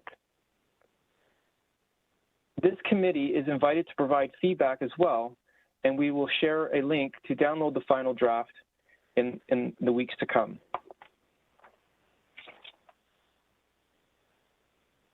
The final draft of the guidelines will be made available for download this month. Our team of city staff will be organizing public consultation information sessions and further interdivisional information sessions throughout June and July. The public consultation events will be hosted virtually and supported by a social media campaign inviting everyone to a city web link that will allow you to complete an online feedback form. Accommodations will be supported for those who can't use the online form. Our team, along with the consultant, will be available to answer any questions on how to navigate and apply the guidelines. Lastly, and most importantly, the guidelines will be a living document that will be flexible and allow for future revision down the road. Our target is every 3 years. In order to meet the changing needs of our population and to ensure we are up to date with the latest legislative requirements. This aligns with Council's commitment to accessibility and the multi-year accessibility plan for the city. Upon completing our public consultation and information sessions, we will move ahead with the next steps in taking the guidelines forward to Council for adoption. We have come here today to update you on our past work in developing the Toronto Accessibility Design Guidelines. We are extremely proud of the amount of consultation work that went into informing the new guidelines. The support of this committee is an important part of our journey forward. Our plan is to continue to seek feedback and move swiftly towards approval by Council for September 2021. Corporate Real Estate Management, along with its partners in People and Equity, are committed to the ongoing support of the Toronto Accessibility Design Guidelines within the city in order to ensure implementation and compliance within the city is understood and followed. We will continue to work with stakeholders and city divisions to ensure Council's commitment to building an accessible city is supported by this vital tool, the Toronto Accessibility Design Guidelines. Thank you for your time today, and we welcome any questions. If there are no questions, we can also speak to some of the additional slides in the appendix. Thank you. Thank you very much, Joseph, for your presentation. I want to just get everybody's faces onto the grid on my screen so I can see you. Thank you. There are questions. I will first by acknowledging Liv. Go ahead, please. Thank you. I want to thank you for your report and for the years of work we know that have gone into developing this. We're very excited to see this continue to move forward. I do have a couple of questions for you that are more on, not so much the standard, but the enforcement and compliance. I'm wondering about site review after plans have been approved. Who will be enforcing to make sure that what's built is actually built to plans? If that's going to be the buildings department, will they have training, specific training in the new guidelines beyond, their understanding of the building code to include this new element? And I'm just wondering around communications, is there going to be a communications or training strategy for the building industry and the wider community? Thank you for your question, Liv. I'll answer the first part. Great question on compliance and how we're going to go about enforcing the application of the design guidelines. I want to be very clear, the guidelines apply to city-owned properties, and that it is encouraged for private developments and other agencies and boards as well. Through project management practices of executing capital projects, there will be notations in the procurement documents for consultants to abide by the Toronto Accessibility Design Guidelines. Those will get translated into the designs that will be submitted for permit. And then through project checklists and compliance, those checklists will also be instituted amongst the divisions implementing capital projects so that the quality control is there and that it can be followed up. The building department reviews the applications based on the requirements of the building permit, and oftentimes they are part of our stakeholder committee and aware of the requirements that meet or exceed the building code. And we do plan on engaging Toronto Building and the inspectors on those requirements.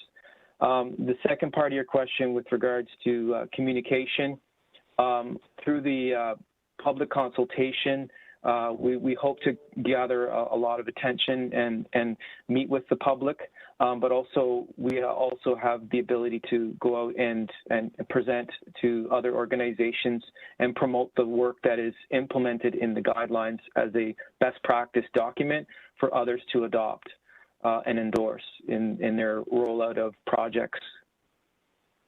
Thank you. Liv, thank you. I think I also saw Bhuvani's hand, followed by Ashley, and then Wendy. Bhuvani, go ahead, please. Thank you so much for your presentation, Joseph. I would just like to learn a little bit more in regards to public consultation. So you mentioned that this will be a social media campaign, and I just wanted to hear about, the specific steps that you'll be taking to ensure that you're gathering responses from a diverse range of people with disabilities. Great question, Bhuvani. So we're working with the People and Equity Office and the accessibility consultants, specifically Karen Mills and Mark Kim.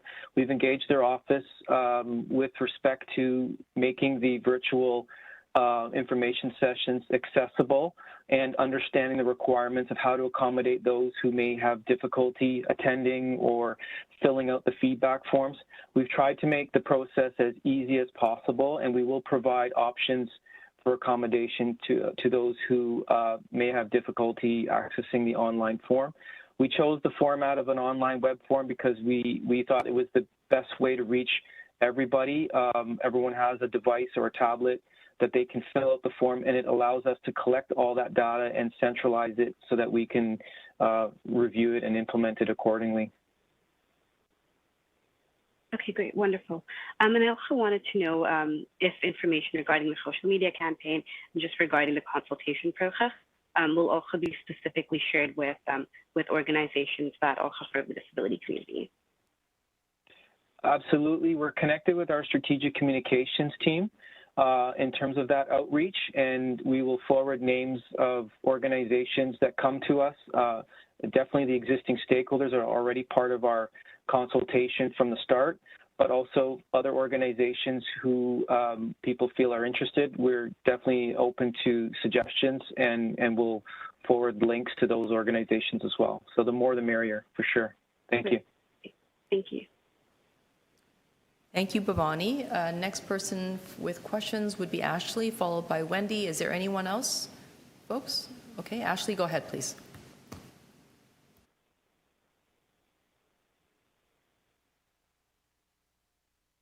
I'm Joseph. Thank you very much.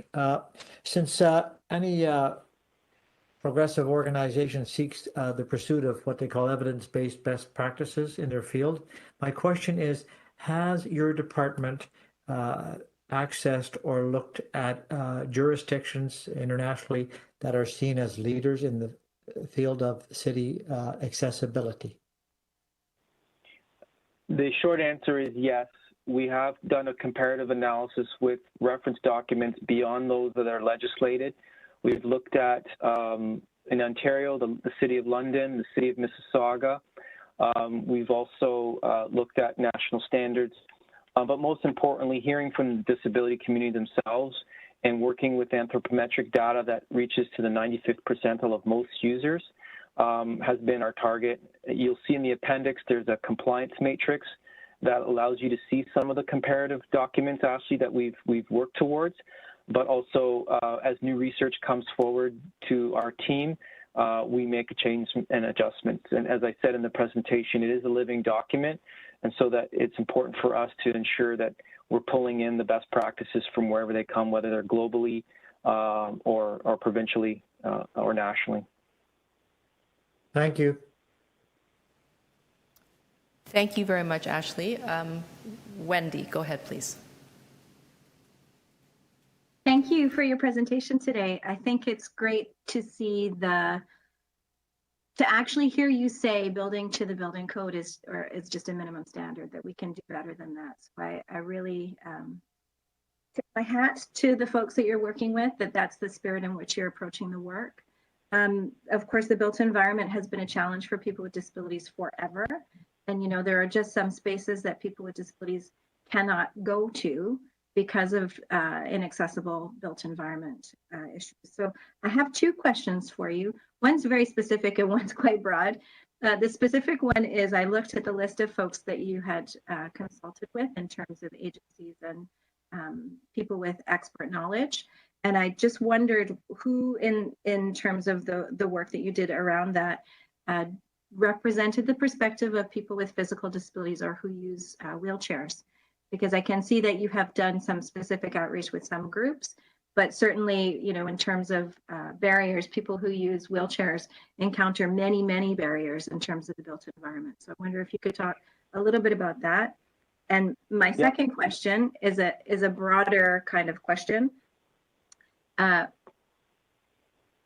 What do you see as being the greatest challenge to implementing the work and the spirit of the work that you've outlined here, which is to build a more accessible Toronto. So knowing what you know so far about the process and the work that you've been doing, what do you see as being the greatest challenges coming up in terms of the spirit of this thing really being embodied in the City of Toronto? And is there anything in particular that this committee could do to support that work? Those are great questions, Wendy. Thank you. I'll take on the first question. My good friend Al Reeves, who's a disability advocate, who many of you may know, lives and breathes in a scooter and has informed a lot of the technical requirements of the documents, more specifically to do with controls and the heights of those controls, which allowed us to inform not only our interior elements like push buttons for door operators, but also to reach out to the transportation services divisions for traffic signals and convince their teams to provide for a lower height, mounting height for some of these individuals. We've also connected with the RPATH committee from Toronto Community Housing. Kathy Birch and her team, we walked two of our facilities, Metro Hall and City Hall, with her committee, again, to just take notes and hear what they had to say about anecdotal feedback, signage, wayfinding, and just hear it from their perspective. So we're very pleased that that feedback has been integrated and incorporated into the guidelines. The second question, what is the greatest challenge? I think for the city and rolling this out, you know, it's really straightforward. We adopt the guidelines, and for city-owned properties, we have to show that we're leaders in this regard. What I would encourage the committee to do is when there's other agreements or other benefits that the city has contributed to, for example, Section 37 agreements or developments that are happening now with our partner organizations out there like Creatio and others in Toronto Community Housing, is that we encourage them strongly to adopt the best practice guidelines noted here. And me personally, I just think from what we've seen in our facilities, it makes good sense. It makes good customer service sense, good client sense, and good business sense for the private community. And the more outreach we can do on that, the better. And I feel that there's statistics coming in from the People and Equity Division and other groups out there that support why this makes good sense, not only for the disability community, but also for the private developers out there that are designing to meet the majority of users. It's all about universal and inclusive design. Okay. Fantastic. Thank you, Wendy. I don't think you have a follow-up question, correct? You're good? Okay, thank you. Anyone else with questions? Anyone to speak? Comments for staff? Okay. I see Lana had her hand up. Who has her? Oh, Lana, I'm so sorry, Lana. Just where your hand is just happens to be where your title and name is, so I couldn't see it. If you can just raise it just above, if you can raise it above your shoulder, that would be helpful. Thank you very much. That's great. I apologize, Lana. Please go ahead. Questions. Thank you very much. Thank you, Joseph, for a very thorough presentation. I was just wondering, I mean, you mentioned that this is going to be a living document that will continue to be updated as regulations are put forth. I was wondering what the plan is to continue engaging with the groups stated after the guidelines have been adopted. I'm sorry, Lana. If you could please repeat the question. Your audio cut in and out there. I got bits and pieces of it. Do you mind repeating the question? Yeah, sorry about that. You said it's that will be updated as new regulations are put forth. I was wondering if there's a plan to continue to engage with the group stated after the guidelines are adopted. That is the plan. For the most part, internally, we are establishing a governing body with the city divisions. Our division head, Pat Matoso, is targeted to chair that committee of accessibility built committee, that a governing body that will support divisions that turn out capital construction projects. But it is very important for us when the time comes to consult with the accessibility community. We will reach out to the previous stakeholders and keep those committees alive, and that governance structure I don't think will ever die as long as the accessibility guidelines exist. It will get updated from time to time as people, change organizations and whatnot. But it's very important for that feedback to happen. And as CREM will host the document and support it, when I meant CREM, I meant Corporate Real Estate Management, we'll have access to that database of stakeholders. And not only that, we'll encourage even outside of the accessibility design guidelines for other projects and programs going forward. Just last month, you heard from the counter strategy team, and I know our modern TO team working on office modernization is also encouraged to access that database of stakeholders for other program work. So we're oftentimes consulted to provide names of individuals to provide that type of feedback, because it's very important for lived experience feedback to get integrated into the design of our projects.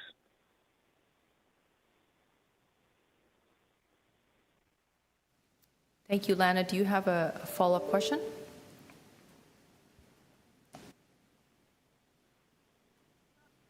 Your microphone was on mute, I think. Just shake your head no. Okay, thank you. Just for our IT staff, I noted that Lana had put her microphone on, but we still didn't hear her, but we did indicate, I did read that she was able to shake her head, so you may need to help her out in the future there. Okay. Thank you very much. Anyone else? Joseph, go ahead. I just wanted to extend my gratitude to this committee and also welcome our director, Pat Matoso, or our PMO director, Lisa Barroso, if they wanted to add any comments or provide any feedback. Thanks, Joseph. Pat? All good. Joseph did a fantastic job. We're 100% committed to this program. As many may not know, I have two family members with physical disabilities in my home, so this is near and dear to my heart. I've actually modified my house over the past few years to accommodate a family member. So again, we're 100% committed, and this is a program that's near and dear to me. Okay. Thank you very much, Pat. Thank you, Joseph. Thank you to the entire team for your presentation. Any speakers on this matter? Seeing none. Okay, thank you very much. I just want to thank staff for your presentation, for your hard work. I recognize that this is an incredible body of work. Obviously, it's not going to be done anytime soon, and even when you think it's done, you put it on the shelf and you realize more needs to be done. So I really value the fact that there is such openness. I also want to recognize that not everything is within the City of Toronto's purview. So, for example, when we talk about elevators, obviously we can design them to certain specifications, but when it comes to equipment breaking down, including facilities and instruments that allow for access, allow for accommodations, when they break down, there is no criteria to when those devices get up and running again. So I recognize that it's not all within the city's purview. It may be left unspoken to without details from the province, but I encourage you to establish a city standard anyways. So therefore, there should be an established time that when equipment is broken, handrails are damaged, or perhaps other type of instruments that should be in place to help accommodate. When any of that equipment doesn't work, we need to just get it up and running as soon as possible, same day. So if that means that you have to have trades on constant retainer and contract, then so be it. If it means that we have to build these and manufacture this in-house, then so be it. But it cannot be left with a caution tape wrapped around it and unattended for months and months on end, which I've seen in many different facilities. So I just leave you with that thought. I know it's not thing that we're going to be able to get to today, but it is probably one of my biggest pet peeves is to see accommodations provided and it not working. Okay, thank you. That's from me. I see, Luke, you have your hand up, so you have 5 minutes to speak. Go ahead. Thanks, Councillor. And Joseph, thank you for your presentation and the tremendous amount of work that you and your team and all the collaborators have put into this work. So I tip my hat to you. Two things. I have been constantly tuning into the development and the evolution of empowering language use when referring to people with disabilities. So I just clocked a term you used when referring to a friend of yours who uses a mobility aid, and it was just around the language of I believe I heard you say lives and breathes in a scooter or a mobility device, and I guess I'm just inviting you to use empowering language when referring to people who use mobility aids as simply that, using a mobility aid. It's this language piece that is so subtle, but over time, and it can build and build and escalate and actually create barriers in a very subtle way. So yeah, I always love to talk about language because it is kind of a last frontier, and can sneak in a subtle way but build over time. And just as a leader of this important work, I just wanted to note that. So that's just my first point. And then secondly, you made reference to in your work working with someone who uses a scooter. I'm wondering if there were any other people who use mobility aids who is a part of the review of your work, or who were consulted with. So we did consult with advocates who are representatives of, like, for example, the Parks, Forestry, and Recreation Accessibility Committee have users in mobility aids and using those mobility aids who also provided feedback. We have a list of names, from our stakeholder list, and also we've consulted with other advocates and committees. Is there a specific targeted audience that you're interested in?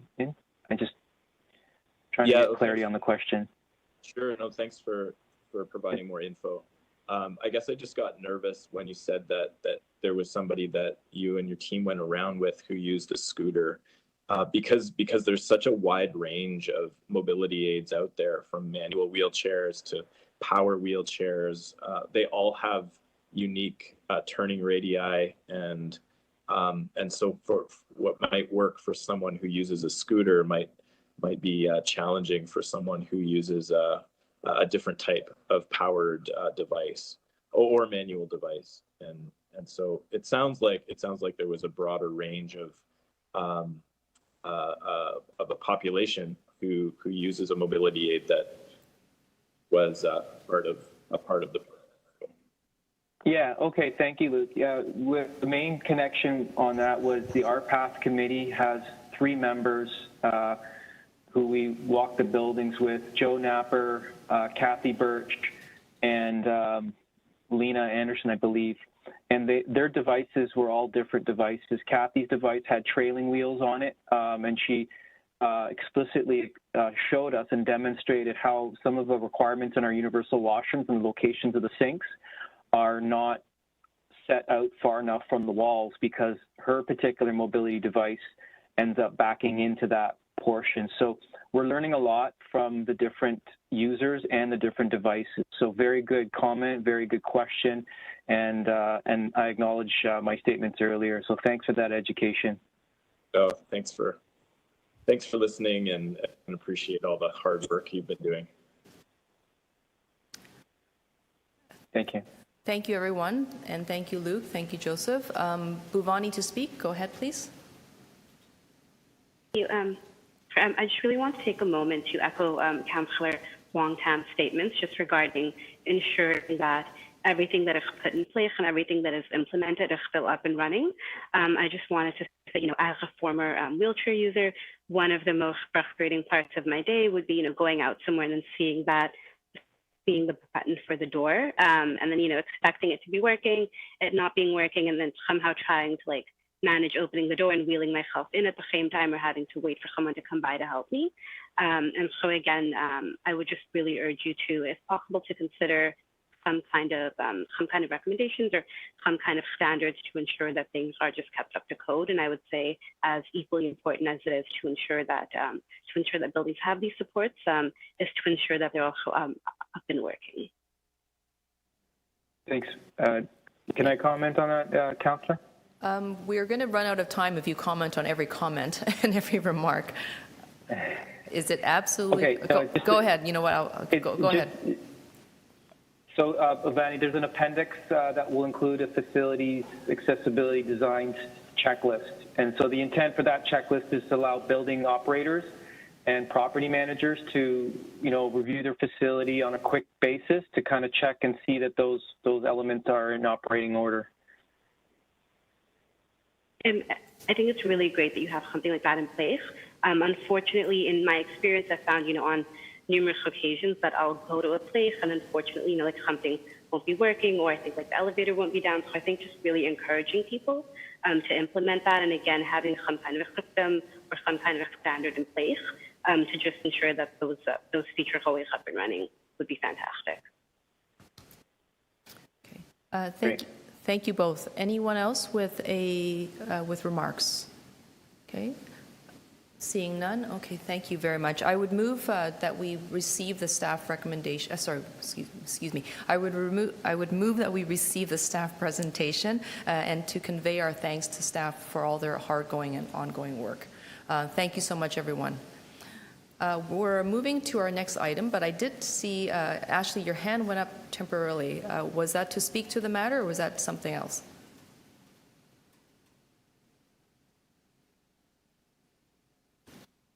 No, that was, I thought we had to vote, sorry about that, we accepted. No, we absolutely do, we absolutely do. So you jumped ahead before the vote call.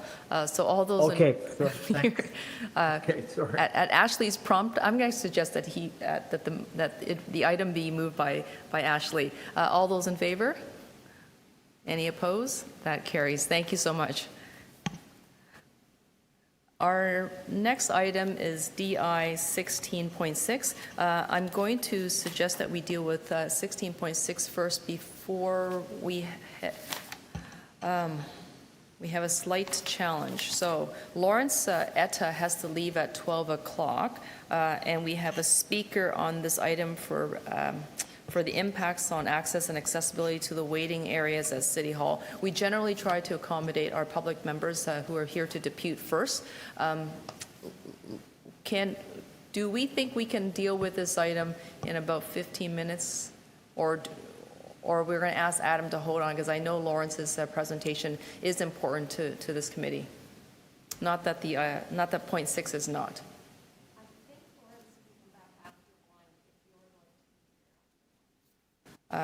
If everyone can just hold on, I'm just going to converse with the city clerk.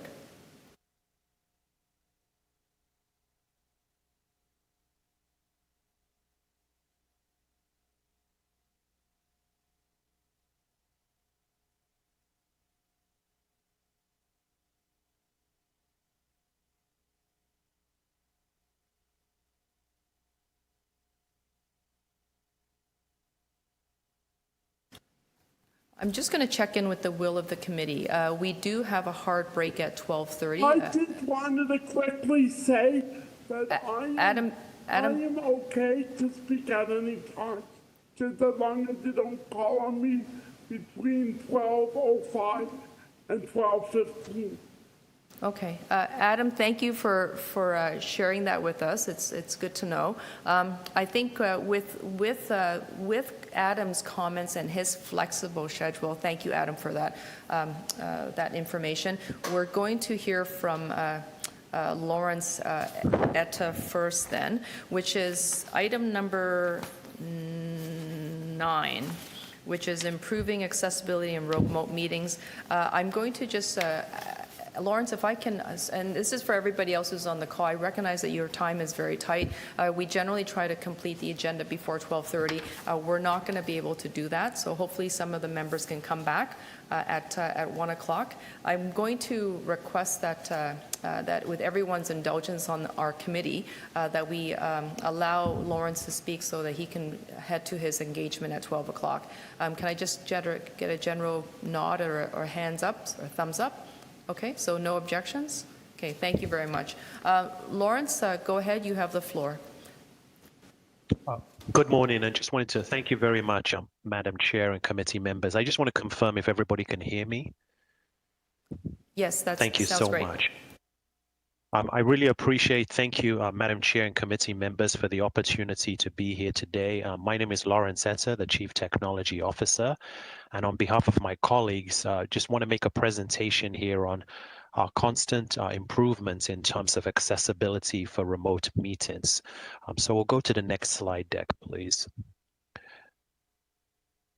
going to start off on the presentation on a bit of a background, and first just to state is that I recognize that there have been concerns regarding accessibility on using the video conferencing, specifically WebEx, and that I'm here today on behalf of technology services and city staff to talk about the journey in terms of making sure that we address these concerns and the importance of accessibility and the critical focus that certainly my division has taken in making sure that we can listen, consult, and make these changes as quickly as possible. So in 2013, the city began using Cisco WebEx as the standard enterprise video conferencing tool.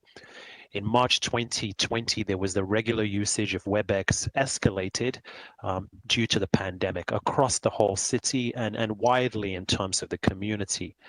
In March 2020, there was Bill 187, which received the royal assent that permitted the City of Toronto to amend our procedure bylaws to allow for electronic participation. The City Clerk's office then began establishing those practices to support meetings of City Council, the boards, and the tribunals using the corporately approved WebEx video tool. Go to the next slide.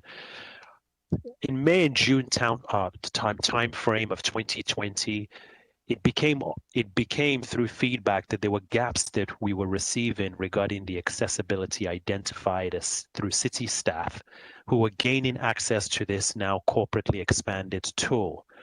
Technology Services Division began investigating those issues, and in July, August of 2020, there were formal complaints that were received on the accessibility of WebEx, which led to the promotion of a full-scale review of the product. In November 2020, City Council then requested the Chief Technology Officer, in consultation with the City Clerks, to explore options to improve that accessibility for all participants in the remote meetings of Council and Committee, such as captioning, and to report back to the Toronto Accessibility Committee. So I want to now focus our attention to, we heard the concerns. It was clearly a big gap, and we wanted to take responsibility of how we were working with the provider, in this case Cisco, to address that. For the city's review that we commenced on WebEx, we executed using a comprehensive evaluation. Because of the size and breadth of WebEx across the city, our comprehensive evaluation was executed by one of the city's web accessibility specialists that we have within our teams, and that lasted for 17 working days. An initial test, which was a red flag test, had highlighted that there was a high level sweep of the application to understand the overall digital accessibility health of the application and understand if a viable path to remediation was available. As part of that review, that major review, we looked at various major issues, for example, blockers that were identified, and we then created a team to ask to fix these items before any further evaluation was performed. Through that comprehensive evaluation, there was also a deep dive into the application. We executed a digital accessibility audit on a page-by-page level to simulate that customer behavior using a combination of automated testing, for example, collar contracts checkers, semi-automated testing, looking at the browser plugins, and also ensuring that manual testing in screen readers was also conducted. And we executed that testing both on desktops as well as mobile platform to ensure that we were looking at the overall device capabilities. Through that, the progress to date in the initial state, we initially identified there were 37 issues that affected the features, such as the keyboard navigation was not functional, unable to use keyboard only on chat, question and answers, polling, participants panel, panelist panel, and any dialogue. We also saw that there were key features like chat, the polling were not functional for the assistive technology options. You would not be able to read those by screen readers. Instead of reading, for example, option A on screen, the reader would announce that it was blank. And then there was the bottom functionality was not compliant for screen readers and for keyboard navigation. This included the mute and unmute, and more options were looked at in terms of the ability to share functions, side-by-side panels, chat features, and that screen readers would announce the button without a description. So through that progress, we diligently focused on looking to resolve, and I can report today that 33 of those 37 issues have been resolved, which included the keyboard navigation as now smoother. There's a color contrast that have been met. Buttons are correctly labeled. There was a focus order, a logical. There's a keyboard focus that shows visible and noticeability. The available buttons contents are now compliant, allowing those users with different types of color blindness to still be able to identify the text on the buttons and the contents. The WebEx application itself is still being constantly changed and improved, and the city is heavily involved. I would like to also state that the WebEx platform is provided by Cisco. It's an off-the-shelf platform. We basically work very closely with Cisco to take these issues that were identified and to collaborate with them in terms of how to address the product that they had brought in terms of utilizing for video conferencing. So the feature suggestions, the improvements, and recognizing the differences of how users access our meetings in the City of Toronto's, we continue to focus on accessibility and the testing against accessibility standards. There are some additional added features that have been enhanced. For example, using artificial intelligence captioning has become available with a high accuracy and displaying the correct speakers. A list of keyboard shortcuts allowing users to reference and customize, and custom layouts with the ability to zoom in on ASL interpreters. The future state in upcoming releases. So as I mentioned, it's a continuous release in terms of the product working with Cisco. There are still 4 remaining issues to date. Those issues in terms of ensuring all status messages are correctly announced through screen readers. This includes 3 specific functions. The chat, which is the instructional information, it needs to be identified by screen readers. Polling, screen readers still need to be able to identify when polling options are selected. Drop-down options are also not always specifically announced. And while the keyboard navigation can be customized, it's not intuitive. The city is seeking to improve these experiences for the community by making navigation more intuitive. WebEx uses, for example, the F6 for keyboard navigation, and that needs to be a foundational change to improve navigation. The ongoing collaboration and improvements to ensure accessibility in the legislative meetings. So this includes the meetings of the City Council, the committee, the boards and tribunals are produced as a result of the collaboration between the City Clerk's Office and Technology Service. The City Clerk's Office has invested in communication access real-time translation services and American Sign Language for electronic meetings when required and requested. And the City Clerk's Office staff work with members of council, boards, and tribunals to address any concerns, questions, and issues that are arising with WebEx regarding the hardware or the software. We'll go to the next slide deck, please.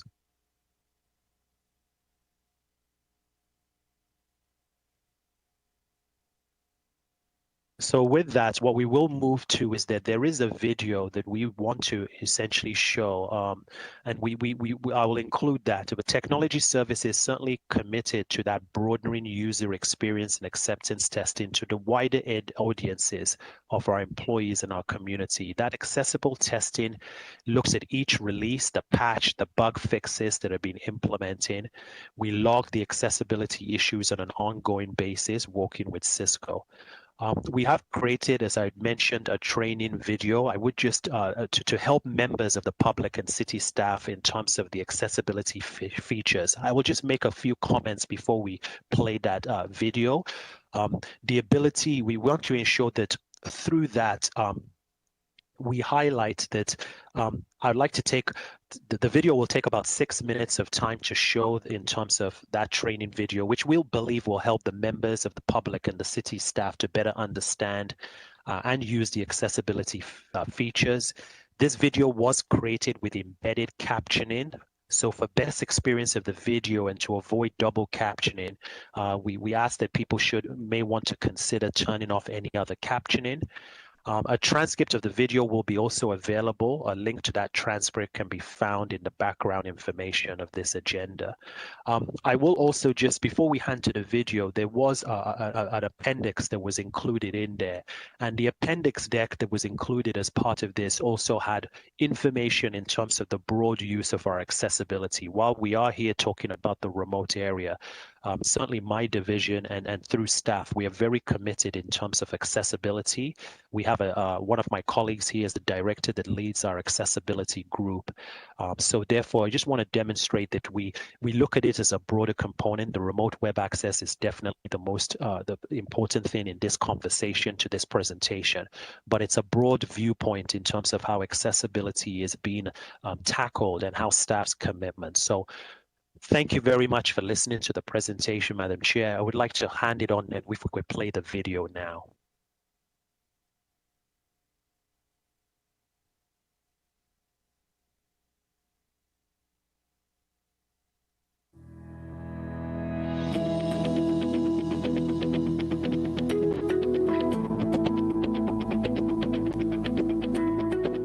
The City of Toronto is dedicated to meeting the requirements of existing legislation and to its own policies and goals related to identification, removal, and prevention of barriers to people with disabilities and becoming a barrier-free city. This means the City of Toronto strives to ensure accessibility for everyone, including accessibility in virtual meetings. In this training video, we will review the primary WebEx accessibility features: closed captioning, custom layouts, high contrast schemes, multifunction zooming, keyboard shortcuts, and screen reader compatibility. Closed captioning. Closed captioning can be done both manually and automatically within the WebEx platform. When a professional transcriptionist is present, the host will enable closed captioning by selecting Meeting or pressing Alt+M from the top menu, clicking on Options, and then checking the Enable Closed Caption box and clicking OK. The host can then right-click or press Shift+F10, the closed captionist's name in the participant panel, go to Change Role, and select Make Closed Captionist. To display the closed captioning panel, go to View from the top menu or press Alt+V, click on Panels, then select the Manage Panels option. A window will appear that allows the host to select closed captions from the Available Panels column and add it to the current panels column. Once they click OK, the panel will become available for the closed captionist to type the spoken words into. Every time they hit enter, the caption will be made public to the participants to read in the closed captioning panel to the right of their window. Automated closed captioning is a newer feature available through WebEx Assistant.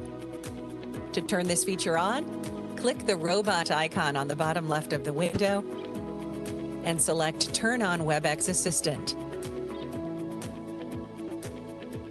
The real-time automated captions will be displayed for participants in the Captions and Highlights panel, along with who said it. If you want the closed captions to run along the bottom of the screen, simply click on the closed caption icon on the bottom left of the window. To have WebEx Assistant turn on automatically every time you start a meeting, log into your WebEx site, go to Preferences in the left navigation bar, and select the Scheduling tab. Scroll down to the WebEx Assistant preference and check Automatically Turn on the WebEx Assistant whenever I start a meeting. Custom layouts. The stage view has recently been upgraded and now offers the ability for participants to customize the view they want to see by placing anyone they'd like onto the stage, whether they're actively speaking or not, making it the perfect solution for viewing ASL interpreters. To move someone to the stage, the participant can either drag and drop the video thumbnail into the center of the window or hover over the video and click the three-dot More icon and then select Move to Stage. 4 video tiles can appear on the stage at any given time. If a host would like to lock their custom stage view for every participant in the session, they just need to click on the Layout button on the top right of their window, then select Sync My Stage for Everyone. As the host adds and removes people from the stage, other participants see those changes in real time. If an attendee would like to zoom in on a particular speaker or interpreter video, they will have the ability to still do so as needed. High contrast schemes. WebEx supports computer high contrast schemes, making it easier to view the text and icons on the screen. Participants also have the ability to change between a light theme and dark theme if needed. They simply go to the View option in the top menu or press Alt+V and select their preferred theme. Multifunction zooming.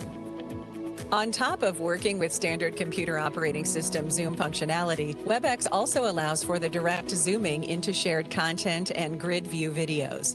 To zoom on content being shared, a participant can click on the magnifying glass to the left of their window or type Control+ when using keyboard shortcuts.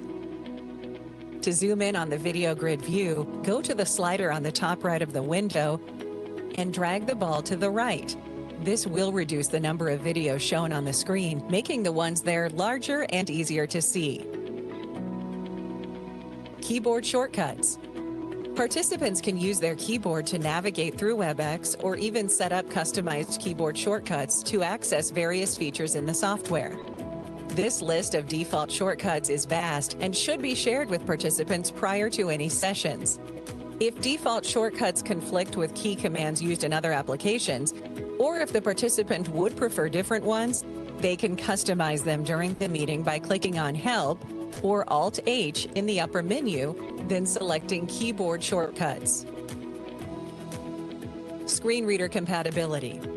WebEx supports the use of screen readers and is continually expanding compatibility with the latest version of the Freedom Scientific JAWS screen reader. And all standard WebEx meeting keyboard shortcuts work with screen readers as well. The City of Toronto is committed to creating an accessible city and building an inclusive society. That includes the virtual world just as much as the physical one. You can now use this training to make your next meeting more accessible and inclusive.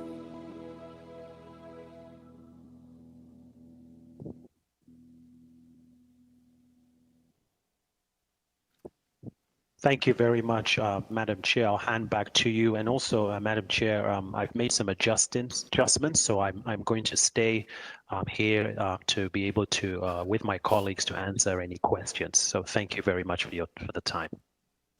Lawrence, thank you. You'll owe every other staff person that's been waiting to to present probably a cup of coffee. So thank you very much. Are there any questions from our members on the committee today? I want to recognize Wendy first. Go ahead, Wendy. Thank you, Lawrence, for the presentation. I appreciated that. I have two general questions. So one is just around clarification. In your presentation, you said F6 is used for keyboard navigation, and I wondered if you could just explain that a little bit more. And then my second question is to do with what the user testing process is internally. And who is testing it? How often are you testing it? Is it disabled people who are testing it, or is it people who don't have disabilities but have picked up AT in order to be able to test it? Because I can say in my previous life, I was a research fellow in the Institute of Educational Technology. And so I did user testing, in-lab user testing with folks. And there's often a great difference in somebody who has a disability and is a kind of native user of the technology versus somebody who doesn't have a disability but comes in and learns that technology, the assistive technology like JAWS, and then tries to apply it to the environment. So I wonder if you could tell us a little bit more about those two things. So the F6 on the keyboard navigation, and then just the testing process in general. Yes, through Madam Chair, thank you very much for the question. I'm going to hand to Marco Palermo, who's my colleague here, who can maybe go through and answer those very specific, and he's been leading the activities from the testing component. So thank you so much. Marco, over to you. Thank you, Lawrence, and thank you for the question, Wendy. So first of all, as it relates to F6, F6 is leveraged versus, say, the arrow keys, which is more common. And I think that is one of the things that we are working very closely with Cisco, because I think traditionally in the past, as you may be aware, that was an old technique that was also used on Windows for navigating between applications and so forth. So we are working very closely with Cisco to adjust that, but that is how F6 is used in combination with that. So I want to pause there because I don't know if there's an opportunity that if you wanted a follow-on question, or can I move to the next? Would you like me to move to the next question? No, as you've already said, that is not standard for keyboard navigation, which is very problematic, obviously, in this context. So just wanted to highlight that, but the next question's fine. Thank you. Yes, exactly. And we are working with Cisco. This is one of the outstanding ones that we still want to address because it's not intuitive. We know that, right? In regards to the next question, and in full transparency, we are working collaboratively with Cisco on both fronts. We conducted our test, as Lawrence has highlighted. It took us 17 working days to go through. And that was with in-house expertise that are familiar with the various ways of testing. So as we mentioned, there's automated, the semi-automated, and of course, the manual, which is to use screen readers. We've conducted that testing and we've worked with Cisco. And Cisco, we understand, is working with a community group for testing. We can get those details for you. But with that said, we are also, and we have very recently engaged with People in Equity, and we are identifying groups whom we can engage for and to leverage testing services with members of the community that have or that use different assistive technologies. And that is what we are currently doing. We've, as I said, that motion has already been moving forward. Now that we are, we've addressed 33, or well, I say 33 of 37, but let's be realistic. As we do get some responses back, as we get new builds back, there is potential that new issues will arise, right? Let's be real. And as such, we are working very diligently to continue to test. So every build, you asked how frequently we build, every time they release, we actually conduct another test. And the reason is sometimes with some of the blockers, as you're well aware, we may address a blocker, but then once we get past, that's the time that we can actually then find out if there are further issues. So this is an iterative process. It is very important to us. The standard, as you know, as per the legislation, is already dated. So we're trying to test to more than that, right? We're already at, I think, WCAG 2.1, which is not mentioned in legislation. And so we continue to add that rigor. But that's, again, through expertise in-house. And so we have, as I mentioned, engaged with People in Equity, and we are working to find and engage a community service that can provide testing, of which we will engage in those services. Because I think that's important. I think that's critical, that we can do testing, but that's not going to address all the issues. We're cognizant of that. Thank you. Thank you, Wendy. Anyone else with questions for the staff persons? I don't see any further hands. I'm just going to ask a couple quick questions myself. I'm going to reset the clock. Okay, thank you. Lawrence, thank you for your presentation. Can you confirm the evaluation process for WebEx? Who on your staff or committee are people living with disabilities, and do you have a wide representation of those lived experiences, so that therefore when you check off the box and say it has been approved, or the solution has been achieved, that it actually has a validator to it? Yeah, thank you very much through the chair. And I think that that's one area that we are trying to strengthen. As Marco mentioned, we focused initially on our accessibility team internally, but we've started now outreach to members in the community with those lived experience that can verify for that. So that is an area that certainly we are improving on, and we will be engaging with those communities. But in the immediate terms, we were certainly very focused from a technical standpoint, but recognizing that there is an opportunity now with those lived experience to bring that in. And I certainly know in the conversations that we have had, that is certainly going to be part of the evaluation criteria that we're going to utilize with those lived-in experience. There's more work to be done there in terms of the extension in the community. Lawrence, thank you. And with respect to, I guess, the process of having validators that the solution is presented, but also, I guess, able to accommodate those with disabilities. At what point in time will you have that bench strength added to your team? Just because we're now 15 months into the pandemic, we've been doing this virtual meeting for some time. There have been significant struggles, I would say, from members of this committee, as well as members of the public who aren't even living with disabilities, who've said that WebEx is not intuitive, it's not user-friendly. So there's been generally some concerns. So at what point in time will you be able to have all these validators in place, the evaluation frame matrix? Thank you, through the chair. So through this, and one of the reasons I certainly wanted to come here in some of my engagement with Cisco is that before the end of this year, we're taking this away to ensure that that's going to occur. So we're going to work with our people in equity as well as other partners in terms of making sure that through the staffing model that we have that full bench strength.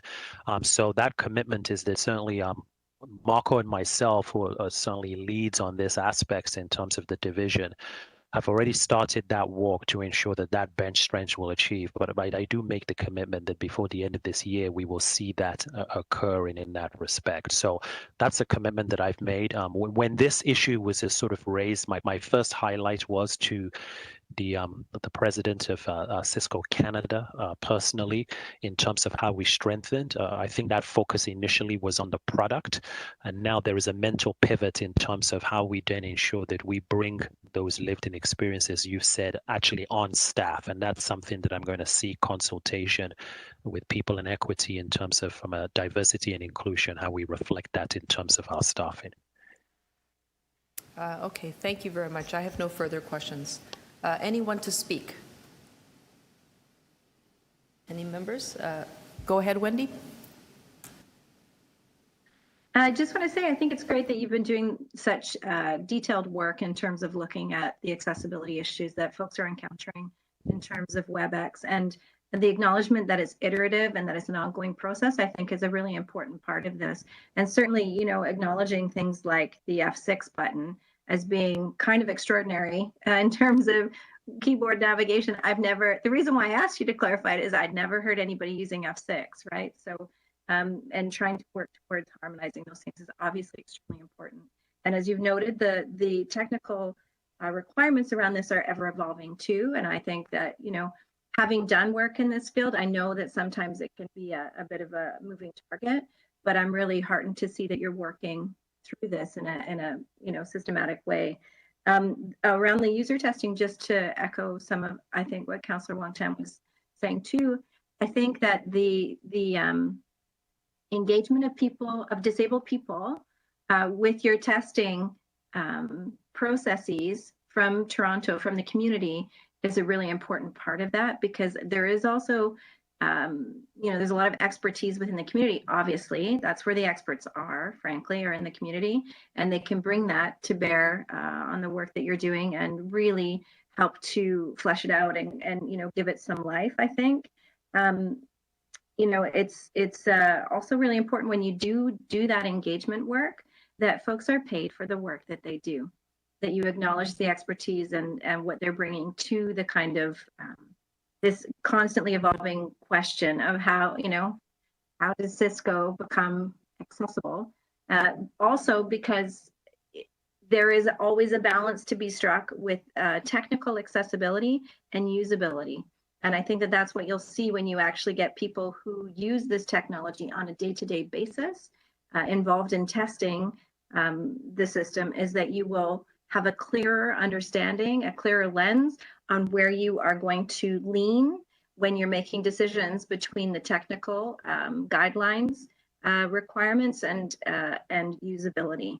I think that you'll be able to see that maybe a little bit more clearly, but I would certainly just say that it is really important to get folks with disabilities who use this technology daily involved in your testing, and to pay them for the work that they're going to do and all of the knowledge that they'll bring to this extremely important work. This is, in a remote context, this is access to democracy, right? Being able to use this tool. And so just to say thank you very much for the work that you're doing, and good luck. Wendy, thank you very much for your remarks. Anyone else to speak? I see Howard. Howard, go ahead, please.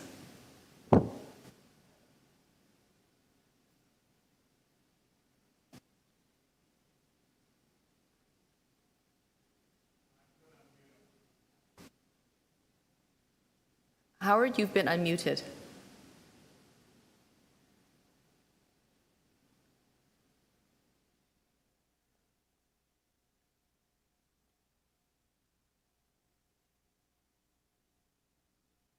Howard, do you want to just try speaking?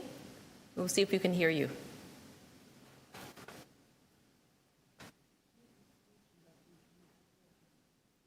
He is speaking? Testing? Yes, we got your audio. Great. Go ahead, Howard. Thank you. Thank you for the work you're doing. I'm just questioning the fact that different departments within the city that are using this type of technology have different qualities of service being provided to the general public and their committees.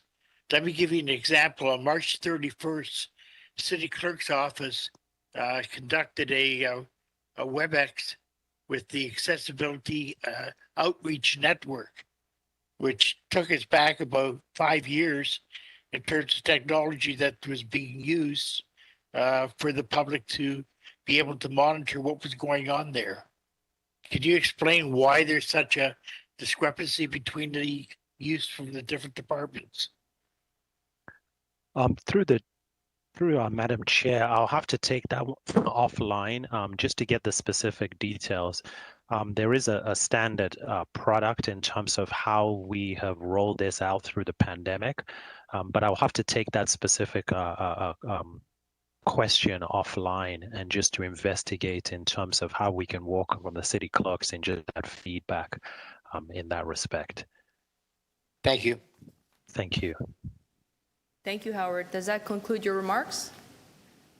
It does. Thank you very much. Okay, thank you very much, Howard. Anyone else to speak? Seeing none, I will just move that we receive the staff presentation and to just add a comment or two. Lawrence, thank you very much for your presentation. Thank you to the hard work of your entire team. I would be not doing my job well if I didn't raise the concern that this platform has brought about with respect to the committee members and sometimes hearing from the deputants on how they have been able to access the channels for deputation at City Hall through WebEx. And I recognize that WebEx has been a supplier for the city for a number of years, even before we started to move into the virtual environments. I recognize that there is a long-term standing relationship with Cisco. I am a little troubled, maybe perhaps a little bit more than a little troubled, that if we've been doing virtual meetings and we have the bragging rights of having this relationship for 5 years and longer, I am troubled that we are now getting to the issues around accessibility. I have not been using WebEx technology until the beginning of the pandemic. I think most of us hadn't necessarily heard of WebEx, but the fact that the city has been using this, and that means that we have city staff who are living with disabilities who are forced to use this technology. If the technology is not entirely accessible, not user-friendly, not easy to adapt, that is a problem, because that means that we as an employer is not doing right by our employees. The other thing I want to note, Lawrence, is that you mentioned that you had to go all the way up the food chain to the CEO of Cisco in order for you to raise those concerns with a multinational, multi-billion-dollar corporation. I'm a little bit, actually I'm not a little bit, I'm more concerned the fact that they themselves as a corporation don't have it built into their culture that accessibility for their products and services is a priority for them. That has to come from corporate culture. It has to be centered around the service that they are trying to sell to the global market. And so I'm just hopeful, and I will be hopeful and optimistic, is that we don't have to switch platforms because these folks will get their act together. I don't think it's correct that the City of Toronto has to flag 33 issues for them based on consumer feedback from our side so that they can fix it from their end. This tells me that they're not paying attention to this particular population, and that means that they're designing a product that's inaccessible. So I just want to leave you with that, because if we're going to be spending millions of dollars working with companies, I want us to work with companies that get who we are as a city and lean into the fact that we're trying to do everything we can by putting our money in companies that actually value the populations that we value and work with. I'll just conclude my remarks there. Thank you very much, Lawrence. Moving on, we're heading backwards now to item number 7. Item number 7, Adam Cahoon, you've been very patient, so hang on tight. Oh, sorry, no, I apologize. It's item number 6. Adam Cahoon, hang on tight. You've been very patient. We do have a presentation from Andrew Robinson, who's the manager of... I apologize. I have COVID brain. I myself am an app that's not working well. I need to have a vote on receiving Lawrence's presentation. My apologies. Moved by Liv Mendelson. All those in favor? Any opposed? That carries. Thank you very much. Going back to item number 6, we have about 20 minutes to complete this item before we have our 30-minute break. Andrew, are you prepared to provide your presentation? Are you on the call with us? Okay. Yes, sorry about that. Yes, good afternoon. I am available now to start. Okay, great. Thank you, Adam. Andrew, sorry, I apologize. Thank you, Andrew. We'll hear your presentation first and then move to speaker. So, Andrew, go ahead. You've got 10 minutes. Okay, great. I'll just share my screen. Thank you very much, Madam Chair, members of the committee, visiting public, and staff. My name is Andrew Robinson. I'm a manager with corporate security in the corporate real estate corporate real estate management division of the City of Toronto. Thanks for having me today to present this longstanding item on results of public consultations regarding impacts on access and accessibility to waiting areas at Toronto City Hall. Just to go through some history, on July 3rd, corporate security was requested by the Toronto Accessibility Advisory Committee to provide an overview of changes to access at City Hall, including waiting areas for people with disabilities. On September 24th, we were asked by the same committee to conduct public consultation on any projects that affected security or accessibility to city facilities. And I'm here today to present what we heard during our public consultation sessions and show the work that we have planned in queue and the work that we've completed to date. Sorry, I'm working two computers here. So just to provide a broader history, I just want to review some key dates before we get into our findings. On January 29th, 2020, Toronto City Council adopted Report EL 11.4, which approved the use of patron screening at all non-city for all non-city access card holders using metal detectors, as well as the installation of a barrier to delineate public and secure space on the main floor at Toronto City Hall. On February 25th, 2020, the city issued a news release regarding the enhancement of security access. And specifically, it talked about the Hagerman entrance, or the north entrance to City Hall, stating that the door would be locked but monitored by a security guard Monday to Friday, 7:30 a.m. to 9:30 p.m., minus holidays, obviously. And it could be used by people who had accessibility needs. And on June 18th, again, we visited the Toronto Accessibility Advisory Committee, and we were asked to discuss the possibility of designating a permanent Wheel-Trans pickup area at City Hall. And on July 3rd, we attended the Toronto Accessibility Advisory Committee to discuss the Wheel-Trans waiting room. And during that meeting, we reinforced that a security guard was in place at the entrance to allow access for people with accessibility requirements. And I'll just skip ahead. On the 24th, as I mentioned, we were asked to hold public consultation.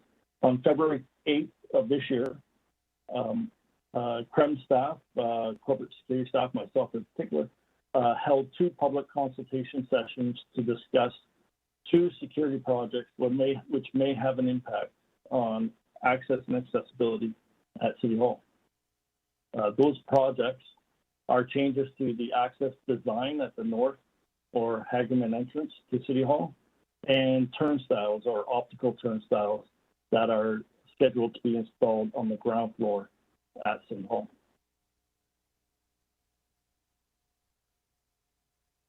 So the public consultation that we held on February 8th, we invited 44 community groups, members of 44 community groups, the Toronto Employee Disability Network, the chair of the Toronto Accessibility Advisory Committee, and we had a total of 13 people attend the public consultation sessions. During the public consultation, we presented the layout of the TTC waiting room, its accessibility features, its security features that provide access into the waiting room, and as well for the optical turnstiles, we presented a artist rendering of what they look like, and so that people could get a sense of what they were and how they operated. From the public consultation, we received 10 recommendations, which all of which were we made. We agreed that they were recommendations that we need to act on. As I mentioned before, some of those have been completed, and some are being planned as a project. So just to get into the 10 recommendations that we heard and the actions that we've taken to date. The first one, the first part is regarding the Hagerman entrance, or the north entrance to City Hall. The first recommendation we received was to fix the lighting at the entrance. Attendees mentioned that the lighting was not very bright at all, especially in the after hours. It can be quite dark. We have taken action on that. Our facilities operations staff has conducted a lighting test, and as a result of that lighting test, they installed a brighter LED light outside of the entrance, and it is now significantly brighter. The next recommendation we received was regarding the location of the intercom and the door paddle, both items used to gain access into the City Hall through the north door. Both items were being blocked by a large emergency intercom. Attendees to the public consultation stated that it was difficult for them to see those two items because of the emergency intercom. We worked with our project management office in CREM, specifically a gentleman who is working on the AODA projects, city facilities, including City Hall. And we have since removed the door paddle and the intercom to a pedestal, which is now outside of the entrance door. It makes it easier much easier to see and much easier to access, especially if you're in a wheelchair or some other type of device. The other issue that we heard about was the need for door entrance signs that are easy to read with simple language, how Braille and textile lettering. This was actually talked about in Joseph's presentation. Much of the signage around City Hall is being updated to ensure that it is has all those features. At the time that this presentation was put together, this work was planned. I believe some, if not all, of the signs in that area of the Hageman entrance have been updated, have been changed. And if they haven't, they will be in time. Moving along, we took a look at the Wheel-Trans waiting room. A lot of the talk during both consultation sessions was around the size of the waiting room. It's very small, and it makes it very hard to turn around in the waiting room. If there's more than one person there, we learned, we heard that it's very difficult for people to back up their devices and exit the room. But on top of that, their ability to see the actual TTC pickup drop-off area, which is just west of the waiting room window, it makes it very difficult to maneuver and view the drop-off pickup point. So we have recommended to our partners in the corporate real estate management division that we either make plans to make the waiting room bigger, or actually move the waiting room to an area where it's closer to the Wheel-Trans pickup drop-off area. We've had one meeting with a group that's leading a project to renovate the ground floor of City Hall, and we discussed both those options. So we do have a plan to implement that. Another recommendation we heard was providing visitors the ability to control the heating in the room. As you may be aware, the waiting room for Wheel-Trans is right beside the entrance exit door, separated only by a wall. And in the winter, which is about 12 months of every year almost in Canada, in our area, it can get quite cold with the door opening and closing quite often. So we worked with our building operations staff who have a plan to install an adjustable heating area or heating device that allows people waiting in the waiting room the ability to turn up or turn down the heating. Continuing on with the waiting room, there was a couple of things we heard here. Was the ability to see the pickup drop-off area where the Wheel-Trans vehicle picks up people or drops off people on Elizabeth Street in Hageman, and also being an isolated when they're in the waiting room, especially after hours when many staff have gone home. So while we do have a security guard that when the building's open, we have a security guard stationed outside, just inside the Hagerman entrance, 7:30 a.m. to 9:30 p.m. We are putting in a video intercom that will allow people waiting in the waiting room to be in contact with the security staff at the City Hall security desk. So, one thing we heard very loud and clear was just in times when they've actually missed their pickup, they've been at City Hall. One person who attended unfortunately missed their pickup and had to wait quite some time and felt quite isolated.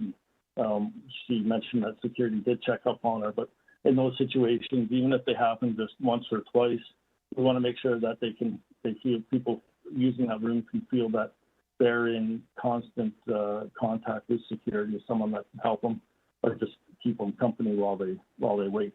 The other thing that we did to help solve the ability to see or not see when TTC vehicle is picking them up, we're installing a camera that's going to have a live feed and monitor in the TTC waiting room, so that you don't have to be right up against the window to see if the vehicle is there.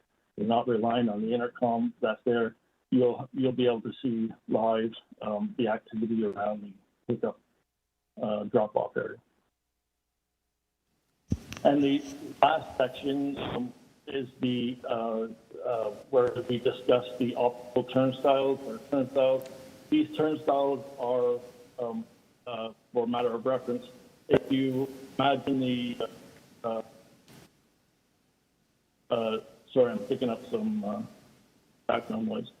If you imagine the turnstiles at the entrance to TTC, those are what I reference when I mean turnstiles. So we received 4 recommendations for turnstiles. Those were installing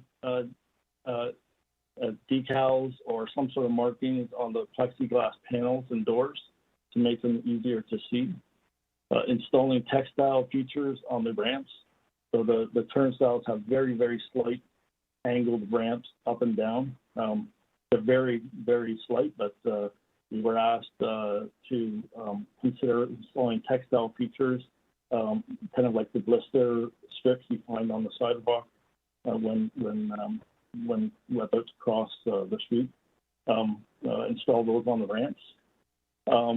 Ensuring that the base of the turnstiles is at least 1 inch high, so that it can be easily detected by a team. And lastly, installing blister strips in front of the turnstile base, again, so they can be more easily detected by a team. Because we haven't, we purchased the turnstiles, but we haven't gotten to the install phase. For all these items, it was again, the presentation is a little, could have been updated. All of these items confirm that they will be implemented.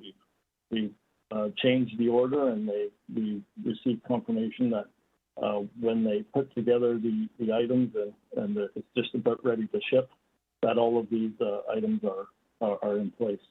So when we receive them in the next few weeks, we'll certainly be checking to make sure they are, and if by chance or not,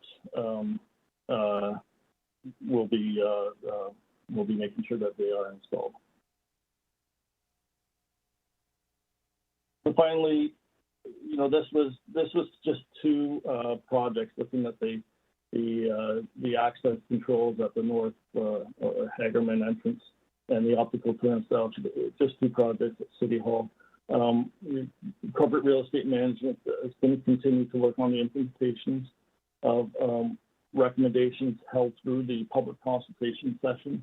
I know for me, it was a little bit eye-opening to hear some of the feedback and realize, because I don't live with some of the disabilities, that that other people live with. And this is why it It was took quite 3 times. educational to understand the some of the problems that they face, and it Oh, I certainly said this is why it took 3 times. has allowed me to consider some of the things I've learned in other projects. But also, we're making sure that any security projects that we're doing going forward, that we're aligning them with the CREM AODA project team, which we're in regular conversation with. And that's for City Hall and also other city facilities. That's my presentation. Thank you for providing me opportunity, and I'm happy to take questions. Andrew, thank you very much for your presentation. We're just going to have about enough time for Adam Cahoon, our one registered speaker. So I want to just move a quick motion that we try to extend the time before our break to allow Adam to have his full 5 minutes of remarks. All those in favor? Any opposed? That carries. Okay, Adam, when you're ready, I will start your clock and you'll have 5 minutes to address the committee.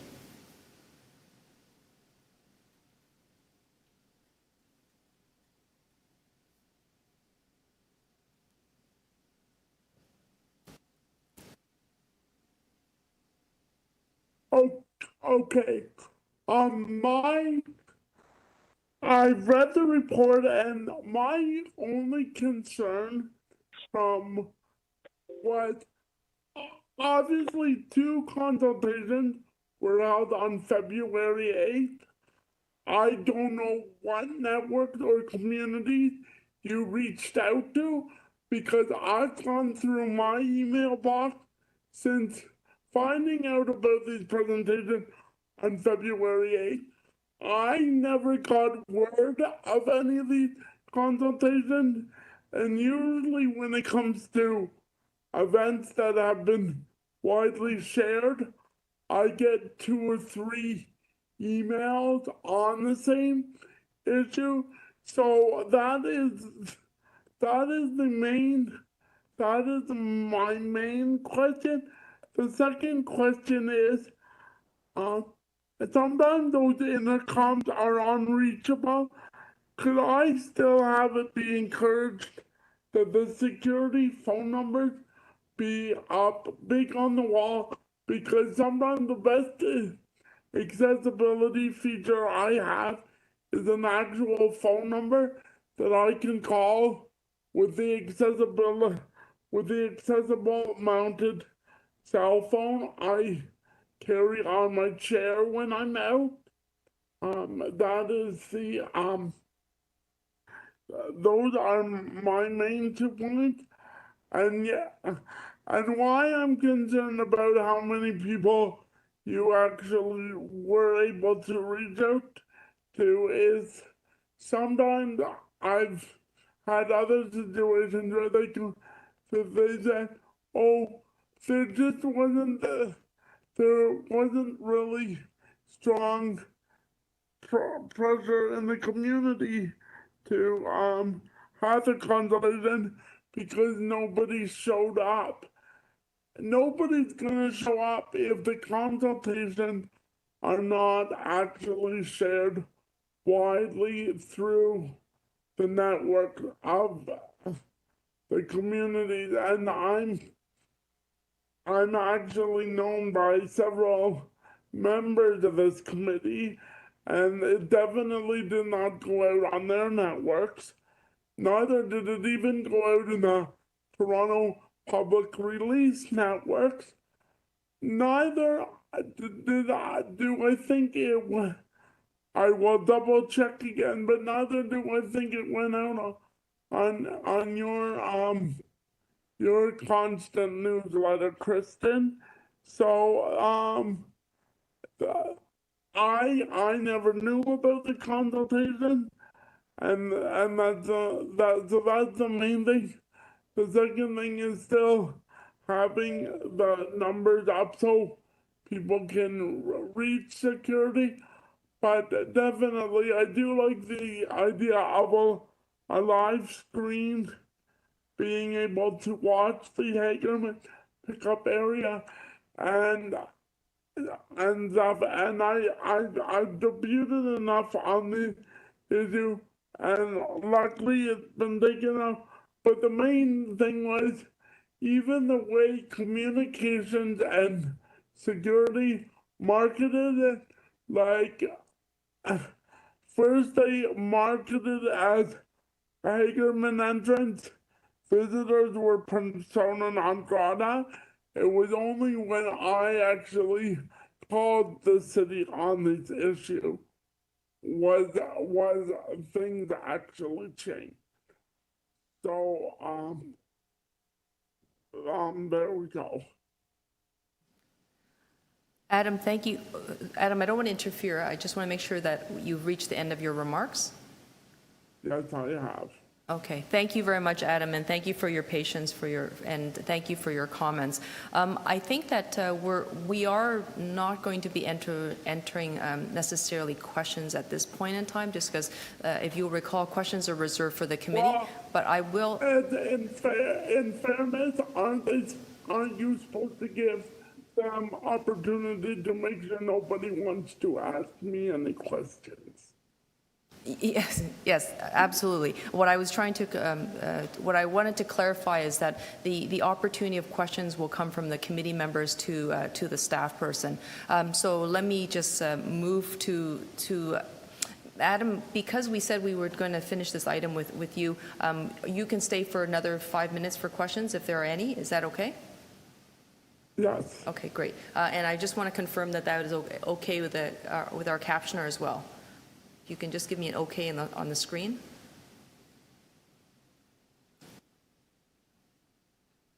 As long as lunch is 5 minutes longer. We will definitely make those accommodations. Thank you. Thank you very much, everyone. Okay, so do we have any questions for Adam based on his presentation?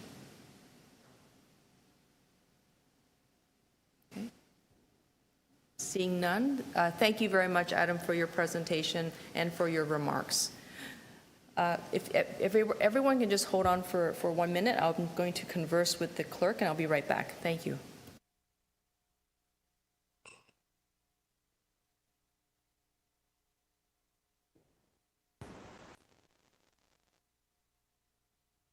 Okay. Thank you very much, everyone. You've been wonderful and patient. This is one of the challenges of virtual meetings. I want to just confirm that, you know, we do have on schedule a 1-hour lunch, but I recognize that there are 2 items left on the agenda, plus the unfinished business, which was Wendy's report. I believe we can probably wrap it up in an hour and a half after we come back, maybe even less time. Would members of this committee be okay if we broke for a 30-minute lunch break instead of 1 hour? Yes? Okay, I'm seeing lots of nods, so that's great. And my apologies if anybody had made plans beforehand. That would include myself, but that's okay. I will sort out my own calendar. With that, I'd like to just adjourn our meeting and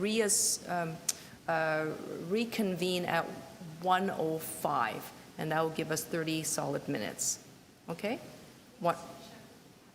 Oh, I'm going to check with the captioner. If you can just let us know if you're okay with 1:05 coming back.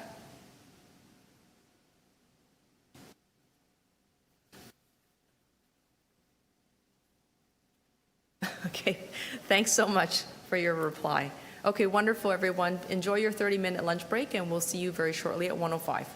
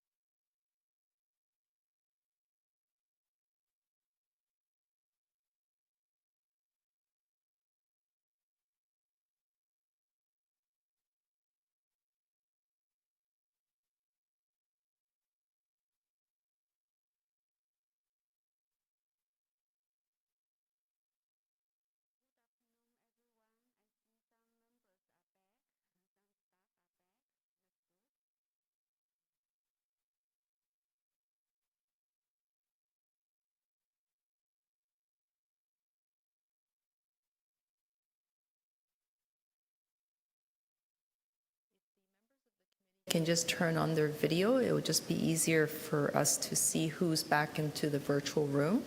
We'll give you the cue when we're going to get started again. Thank you so much, everyone.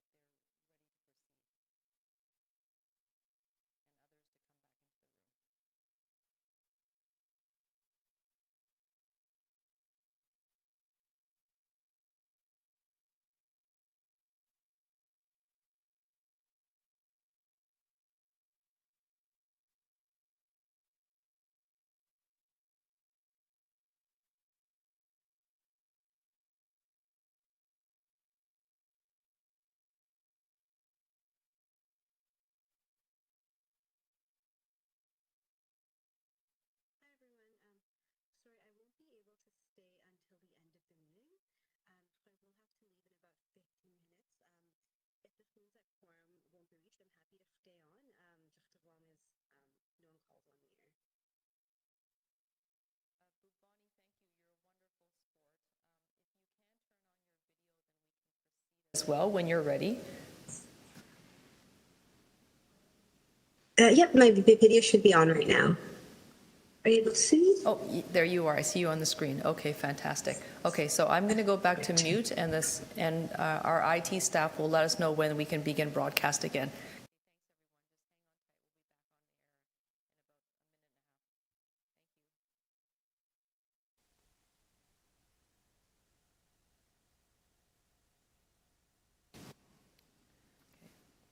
Thank you very much, everyone. Welcome back from your lunch recess. We are proceeding back to the agenda of the Toronto East Shore Community. Wrong committee. The Toronto Accessibility Advisory Committee. For everyone who is watching, we were proceeding on item number 6, which is DI 16.6, just to jog everyone's memory, impacts on access and accessibility to the waiting areas at City Hall. We had heard staff presentation. We also heard from one member of the public. We are now proceeding into the portion of the discussion where we have members ask questions of staff. Are there any members who have questions for Andrew? I am not seeing any hands indicated.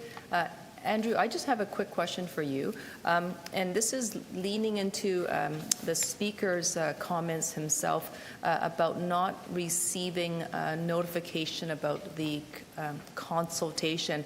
Can I ask you to clarify where was this information reported? Where was the consultation announced?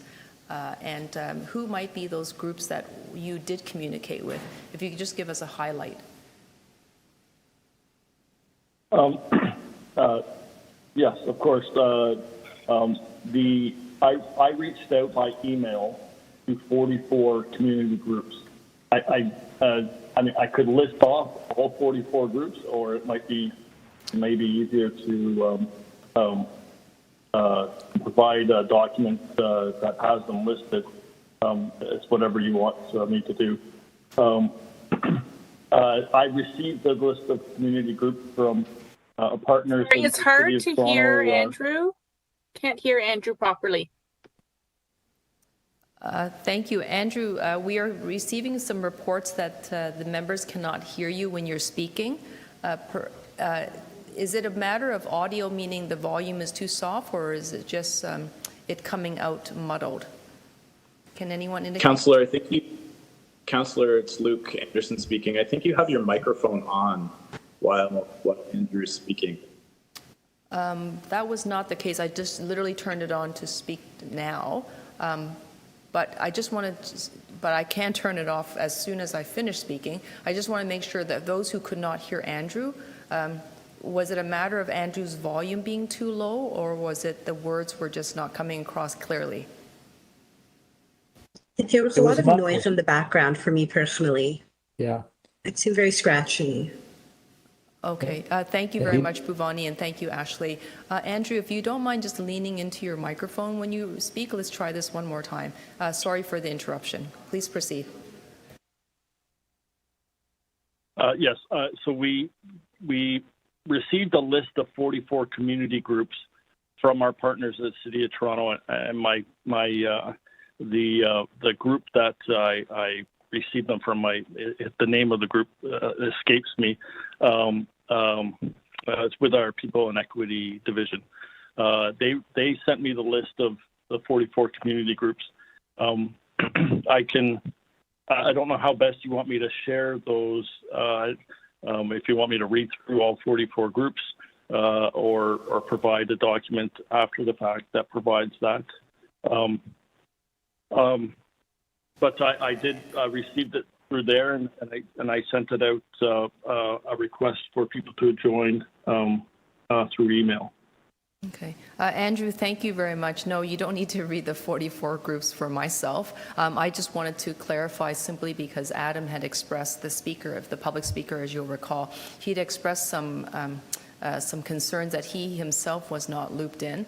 And I wanted to note that Adam had helped originate the motion that goes back almost 5 items on this committee. So I think, the great thing, of course, is that Adam was able to speak today to this issue. I know he's been tracking it for over a year. So I am satisfied with your answer. I just wanted to seek further clarification in case he was still back on the line. I have no further questions at this point in time. If there are any other questioners, please let me know. Anyone with questions for Andrew? Seeing none, then we'll move on to the speaking portion of this discussion. Any members with comments regarding the staff presentation? Okay, I don't see anyone. I'm going to move, and I'll just speak very quickly. I'm going to move to receive the staff report. I want to thank Andrew for your presentation today, and I want to just commend you. This was the most comprehensive presentation on this item. I recognize that this item had appeared on this committee officially 5 times. The first one I won't count because it was the motion that originated the action, but at least 4 other times at this committee where there was an update to the committee members, and we sent you back to do more work. There was then further requests for more information, and we said, go and have more conversations, to have more consultation. So I want to say that this last iteration, we now have seen some significant progress. And I want to just also mention that, one thing that I really value that you had shared with us is that having the conversation with the community with lived experience, being able to highlight for you as someone who's in charge of the built form at City Hall around security, is that you yourself was able to learn from the consultation things that you had not thought about. And I think that's just I'm not picking on you. I just want to highlight that is exactly where we want to go with this committee. And as staff come to us for advice, as staff come to us for strategic direction on policies at the city, it is exactly that type of experience. We want to be able to help inform the work that's taking place at the city. But I think that what would really be helpful, and I'm starting to see this that perhaps is a gap, someone like Adam Cahoon, our speaker, as you noted, he has been keenly interested in this issue. He has been tracking it from day one, and I am a little concerned that he wasn't somehow on the list regarding consultation. And when he flagged that I didn't even put it into my own newsletter, I then searched my records to realize that, yes, he's absolutely right. We did not put out that information because I don't think that information with respect to the consultation details was made available to us. So clearly, the learning here is that there are needs for us to close the gap when we need to make sure that the lists that we're working with when we go out to communities to consult are as clear as possible, but as comprehensive and as broad as possible. But Andrew, I just want to say thank you for your work. I don't want you to take anything away from this committee other than thanks and gratitude. And I can see now the evolution of where we're going, and that is very encouraging to me. So thank you very much. Anyone else to speak? If seeing none, then we have the motion on the floor to receive the staff presentation. All those in favor? Any opposed? Thank you. I recognize that Ashley is very quick on the draw. Hands always up first. Appreciate that. Okay, thank you, Andrew. We are heading to DI 16.7, Shelter Design and Technical Guidelines Accessibility Feedback. We do have a presentation today from staff. Justin Lewis, you've been wonderful and patient, and you have the floor, and I know that you'll be speaking on the next item as well, so the rest of the day is the Justin agenda. Thank you, Madam Chair, and thank you, committee, for having me today to join you and give this presentation. I'm going to ask my colleague who's on the phone with me to share the presentation for us.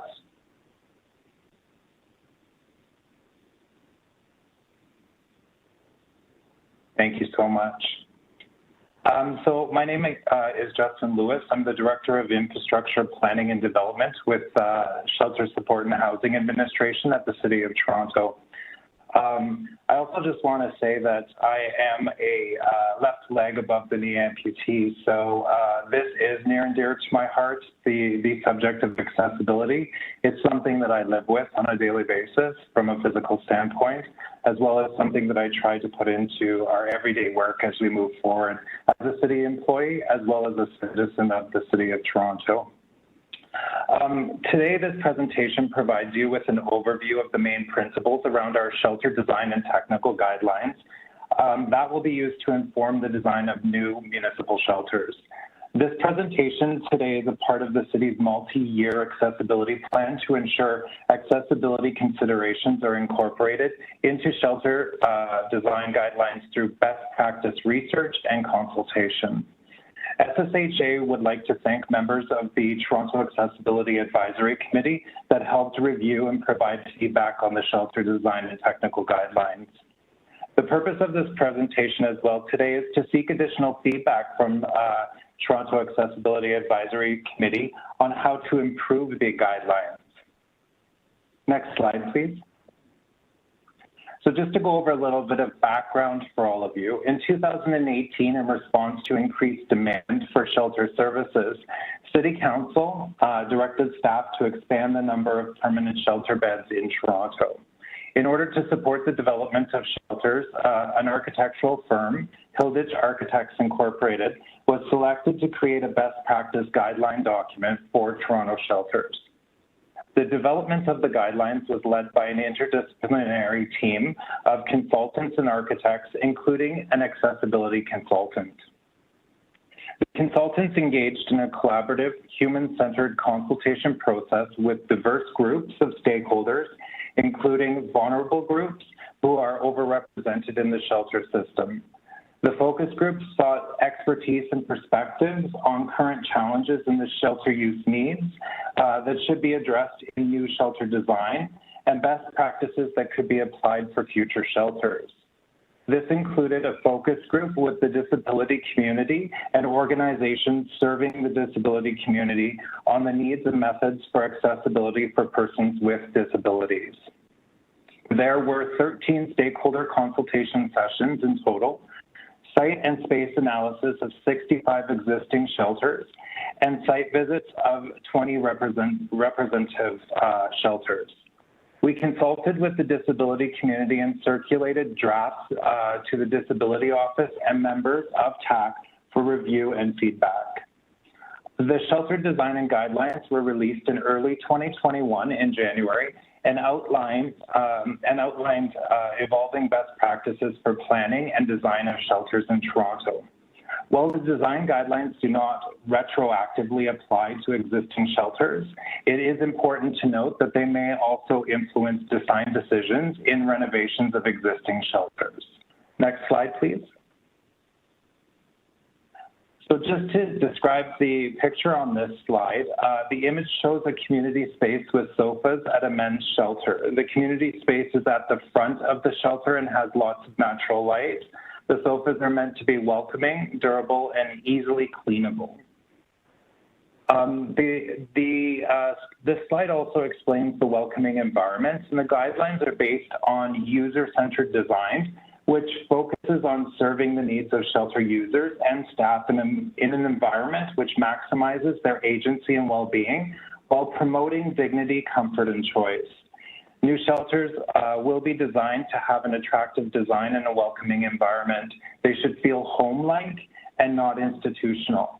This can be enhanced through the use of color and art, as well as more welcoming furniture pieces.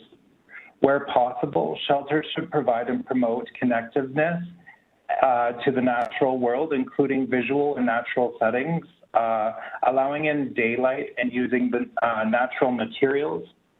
Shelters should have accommodation for pets within shelters, both indoors and outdoors, including having pet relief and wash areas.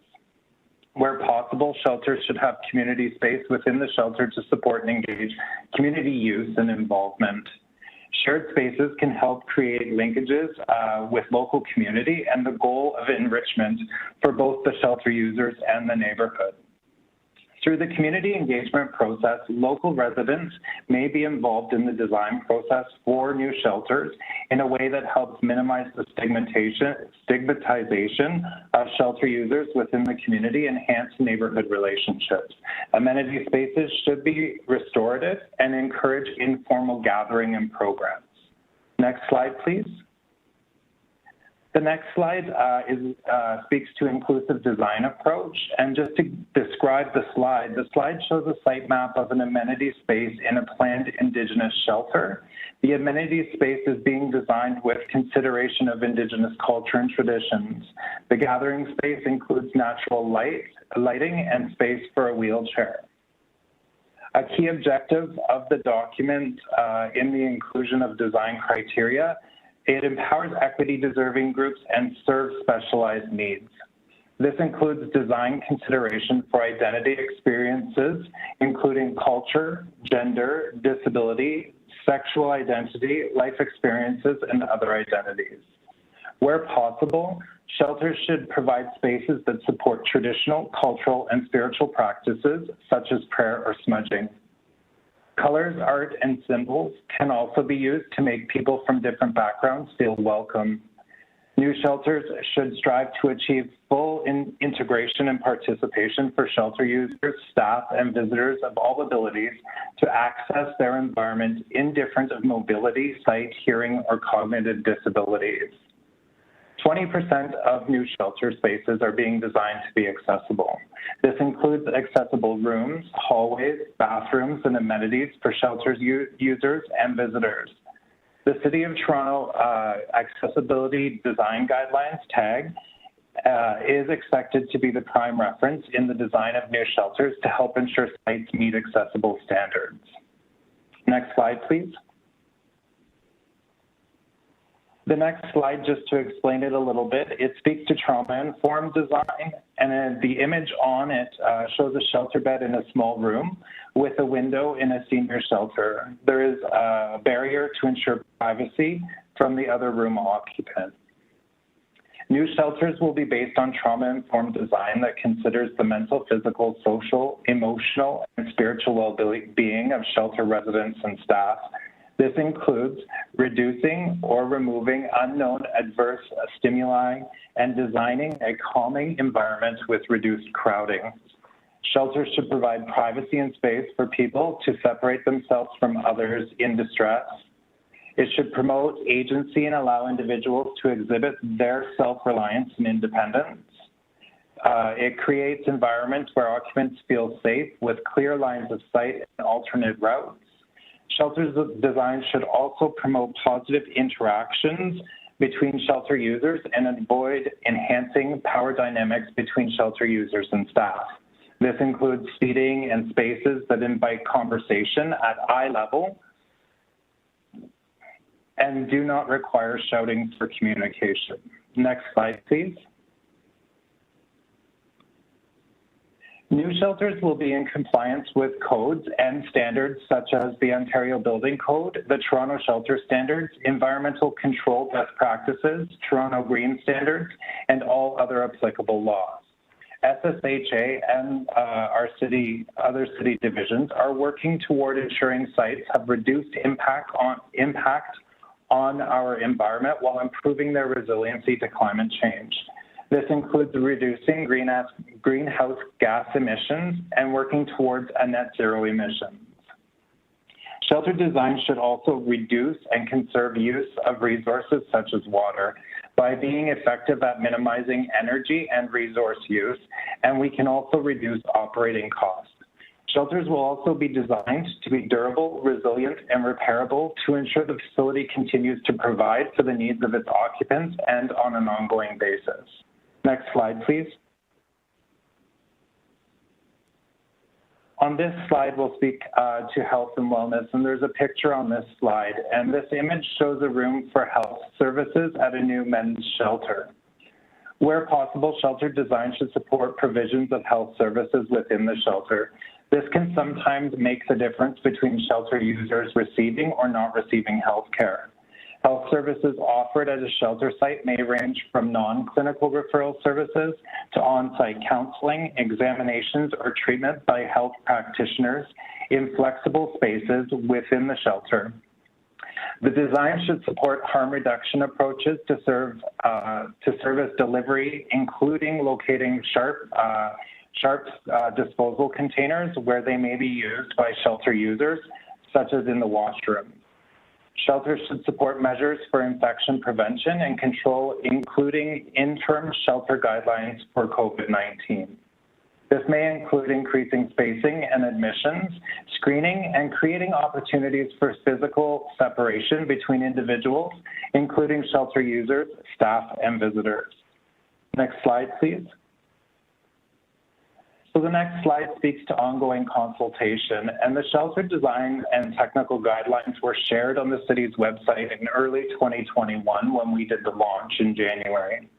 The guidelines are a living document, and I feel it's really important to mention that. The guidelines will be regularly reviewed and updated to reflect the evolving state of best practice in the design of shelters. The pandemic, as we all know, has had a significant impact on the city and people depending on the shelter system.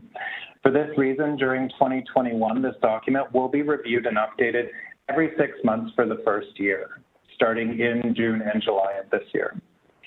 It will then be updated annually to ensure evolving best practices are kept current. We have created a dedicated email where anyone can share their feedback and thoughts on how the shelter design guidelines might be improved.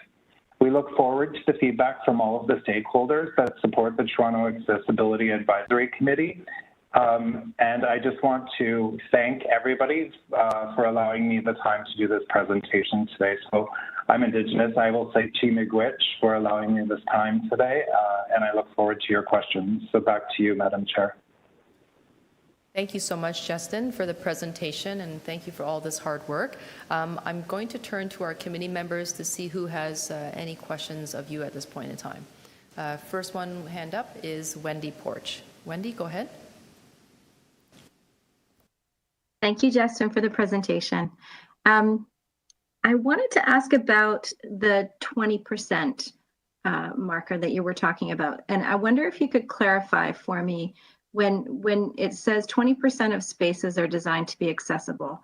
Does that mean within a shelter, 20% of the individual spaces where an individual might stay are designed to be accessible? Does it mean 20% of the overall shelters in the city system are designed to be accessible? I'm just not sure what that means. And also, I wonder if you could, and I don't know that you can, but why 20%? Thank you. Yes, thank you, and through the chair. So the first question that you asked was, is it 20% of one site or 20% of the broader system? And I think, to be honest with you, it would be, my response to that would be, it would be depending on whether it's a currently built location already in our portfolio, and we would be looking at that on a site-specific basis around the 20%. But the idea is that throughout the full shelter system, we will be fully accessible with the 20% of beds and bathrooms being accessible and dining areas. So we are looking to have it across the broader system, to be honest with you. But right now, we do have to look at a site-by-site specification as we go forward with what we currently have. But any new sites will have 20% of that site ready and prepared to be able to have people access it in a good way. I hope that answers your question.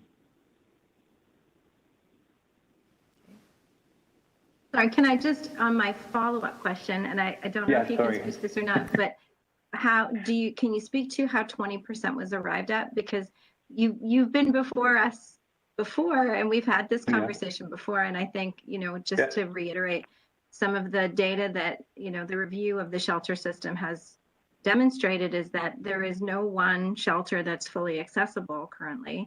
And so we know that people with disabilities are more likely to encounter violence and abuse and in kind of domestic settings too. And so the shelter system can be a very important, and I know you know this, it can be a very important outlet for people. I know when I worked frontline and I would get telephone calls from people with disabilities who were looking to move out of an abusive situation, it's very hard to find somewhere for them to go. And that means people stay in abusive situations that they should not be in. And so I don't know how much you can speak to the decision around 20%, but 20% to me seems low. I wonder if you could just talk to that a little bit.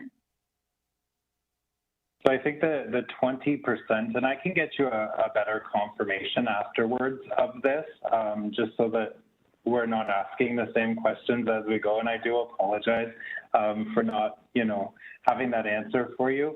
I think that, we do align ourselves with all legislative requirements. So whether it be, AODA in the built environment that's passed down through the Ontario Building Code and aligning ourselves with that, but also aligning ourselves with the Toronto Accessibility Guidelines and what it says in there. So the 20%, I don't know specifically where that's coming from, to be honest with you, but I can get you that information and provide it after the meeting for sure, so that we're not always asking, because it seems like I'm coming and presenting to you quite a bit. So I'll make sure I have that answer for you next time. Thank you.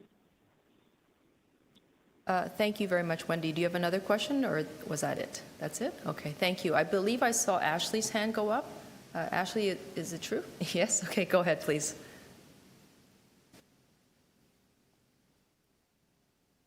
Thank you very much, Justin. I just have a question. In the event that there is something that needs repair, okay, at one of these shelters, can you tell me what the revisions are so that it would be remedied in short order as opposed to being put on the back burner? Thank you.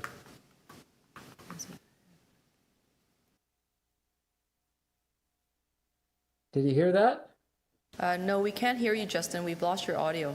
Sorry about that. I hit mute on 2 spots. I apologize. And through the chair, Ashley, I think your question is when we're doing renovations on existing buildings, is that existing shelters? Where are we prioritizing the AODA perspective? Is that the question? I just want to clarify. No, I just make it a little simpler than that. If there is something wrong in the shelter that needs to be critically that is something that needs to be done. My question, Justin, is how is it prioritized, like as opposed to being taken care of in a reasonable amount of time, as opposed to being put on the back burner? That's the question I'm asking. So could you tell me how that takes place? For sure, and through the chair, thank you for that question, Ashley. And I prioritize accessibility features or the breakdown of those features at the same level as that I would, and probably in some instances higher than health and safety and life safety things, because for me, as a person that experiences or that is living with a disability on a daily basis, it's truly important to me as the Director of Infrastructure Planning and Development. So it is high on our priority, Ashley, and we do address it as quick as possible, even after hours. So. Thank you. That gives me some consolation, just to make sure that that we're responding within what I consider to be a reasonable time and not at the back of the agenda. Thank you very much. That's my question. Thank you, Ashley. Are there any others with questions? Seeing none. Justin, I have a question for you. It's going to follow up a little bit on what Wendy just asked with respect to the proportionality, so that 20% number. With respect to the housing conversation at the city, we have not been able to, I believe, draw a clear conclusion on matters that are related to accessibility in the built form, especially when it comes to housing and shelter. So therefore, I'll preface it with, I think there's a school of thought that all design, all built form, all buildings, including common use facilities, whether it's recreation facilities and libraries, should be universally accessible. Therefore, every space, every nook and cranny should be accessible. Yet, when it comes to housing and shelter, there seems to be a limit on that accessibility. So therefore, you attach a percentage to it. And I know that some of it is either when it's with respect to housing as TCH, it's Toronto.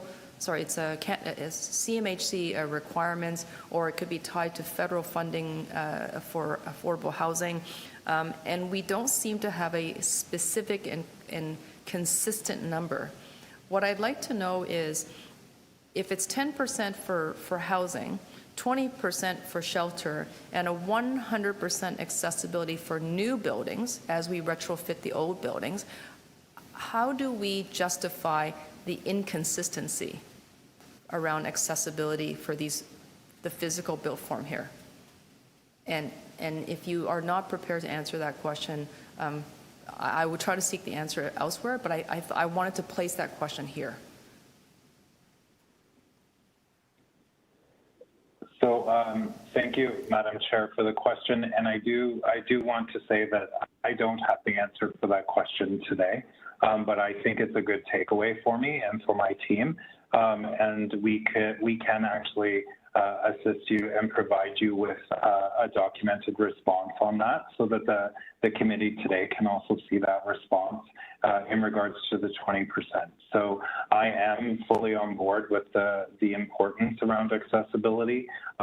Very often I go to a restaurant in the city of Toronto, well, not through the pandemic, but before the pandemic started, and it just seems like every washroom is in the basement of every restaurant with a small little staircase, and I have to use my prosthetic device to get down those stairs, and it's not a very easy feat. So I appreciate the question, and I will come back with some answers on those things for you.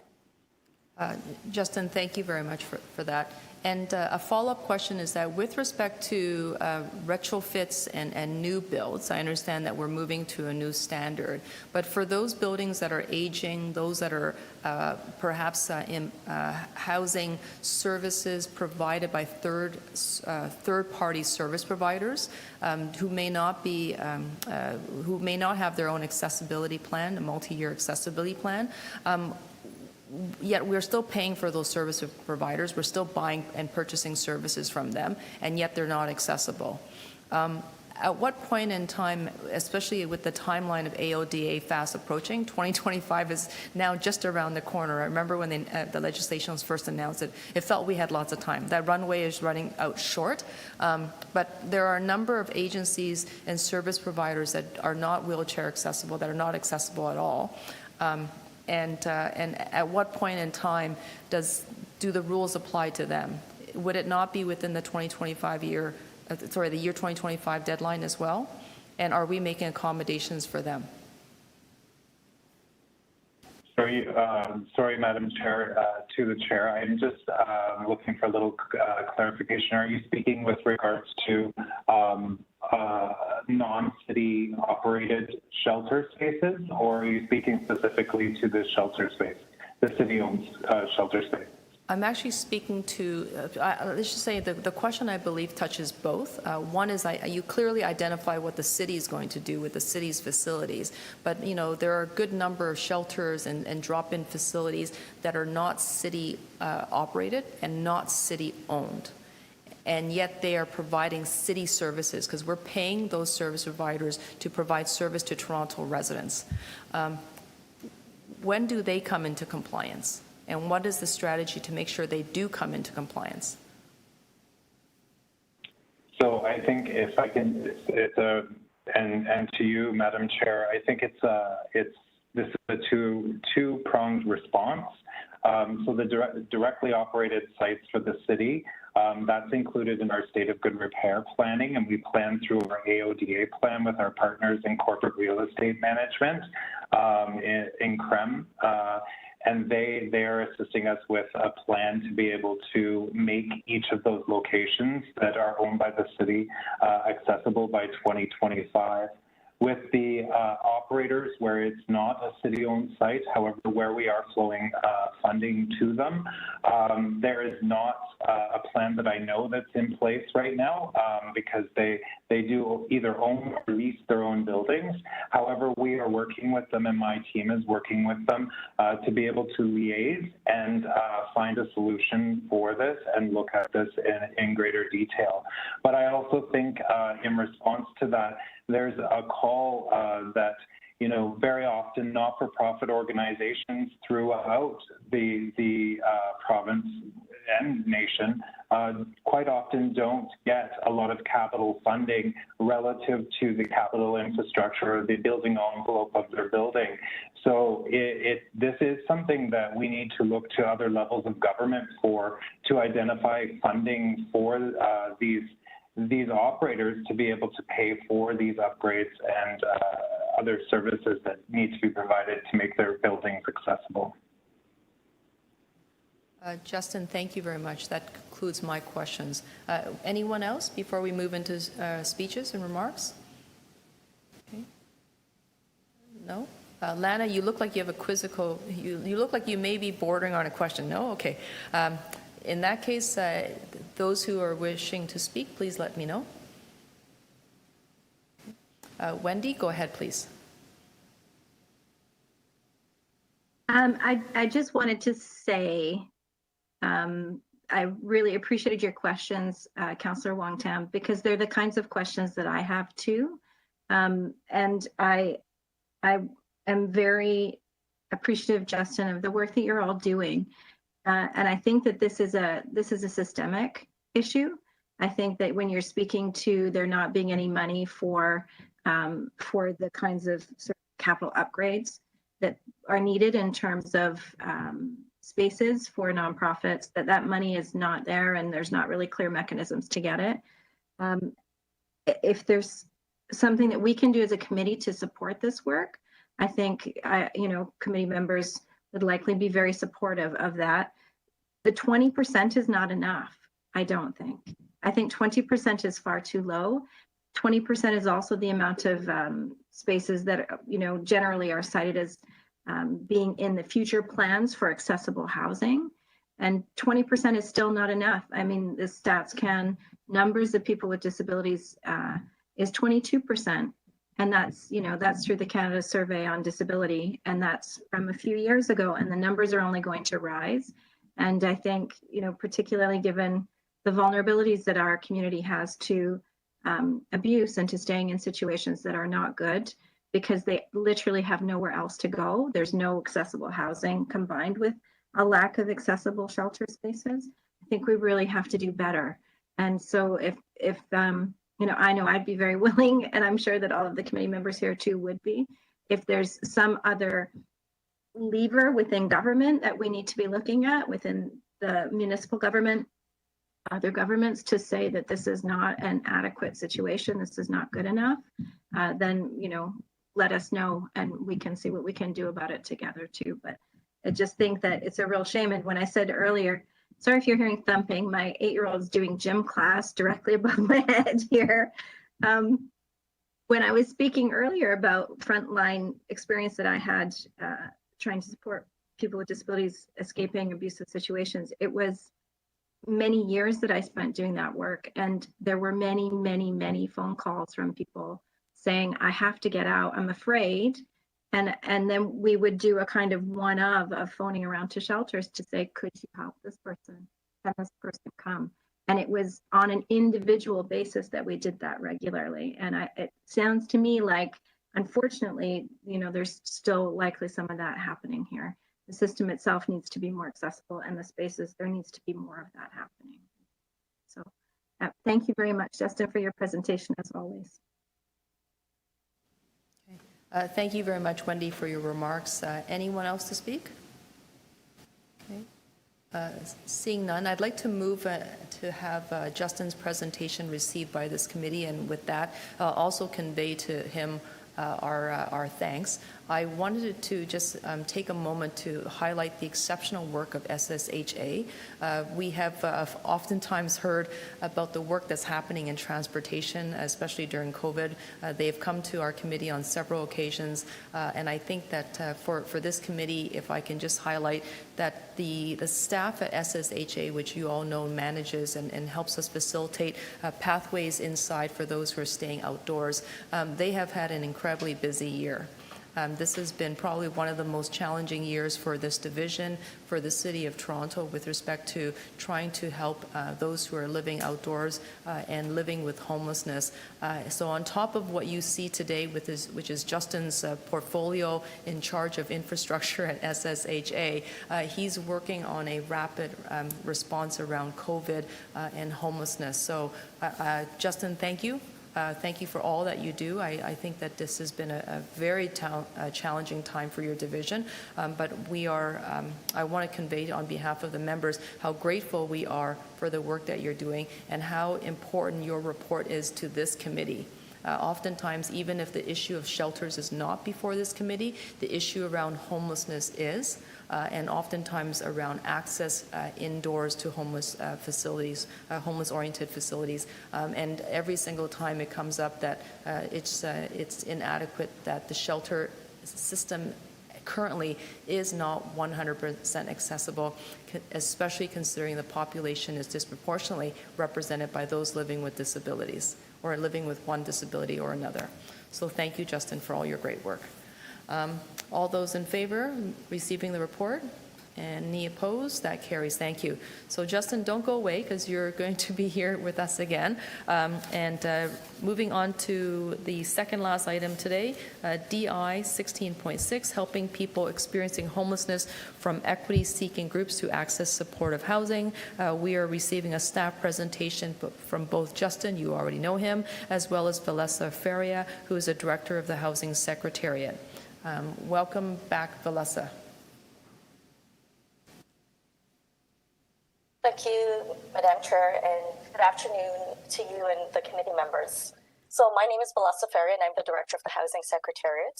And I'm joined today by my colleague Justin, who you've heard from earlier.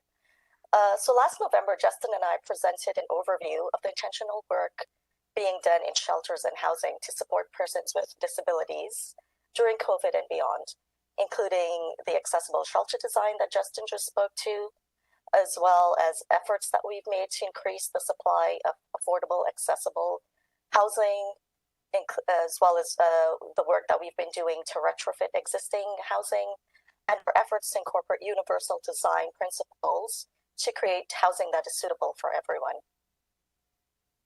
So at that November meeting, this committee adopted a motion, which is shown on the screen, basically requesting that the Housing Secretariat return to this committee in 2021 to report on an intersectional approach to equity-seeking groups experiencing homelessness, including persons with disabilities, to access housing with appropriate supports. This presentation will respond to the committee's request and provide a refresher on existing initiatives aimed at increasing supportive and accessible housing opportunities, as well as to outline work underway to support equity-seeking groups in accessing these supportive housing units, with consideration of intersecting identities and resulting compounded challenges people may experience when looking for permanent affordable housing.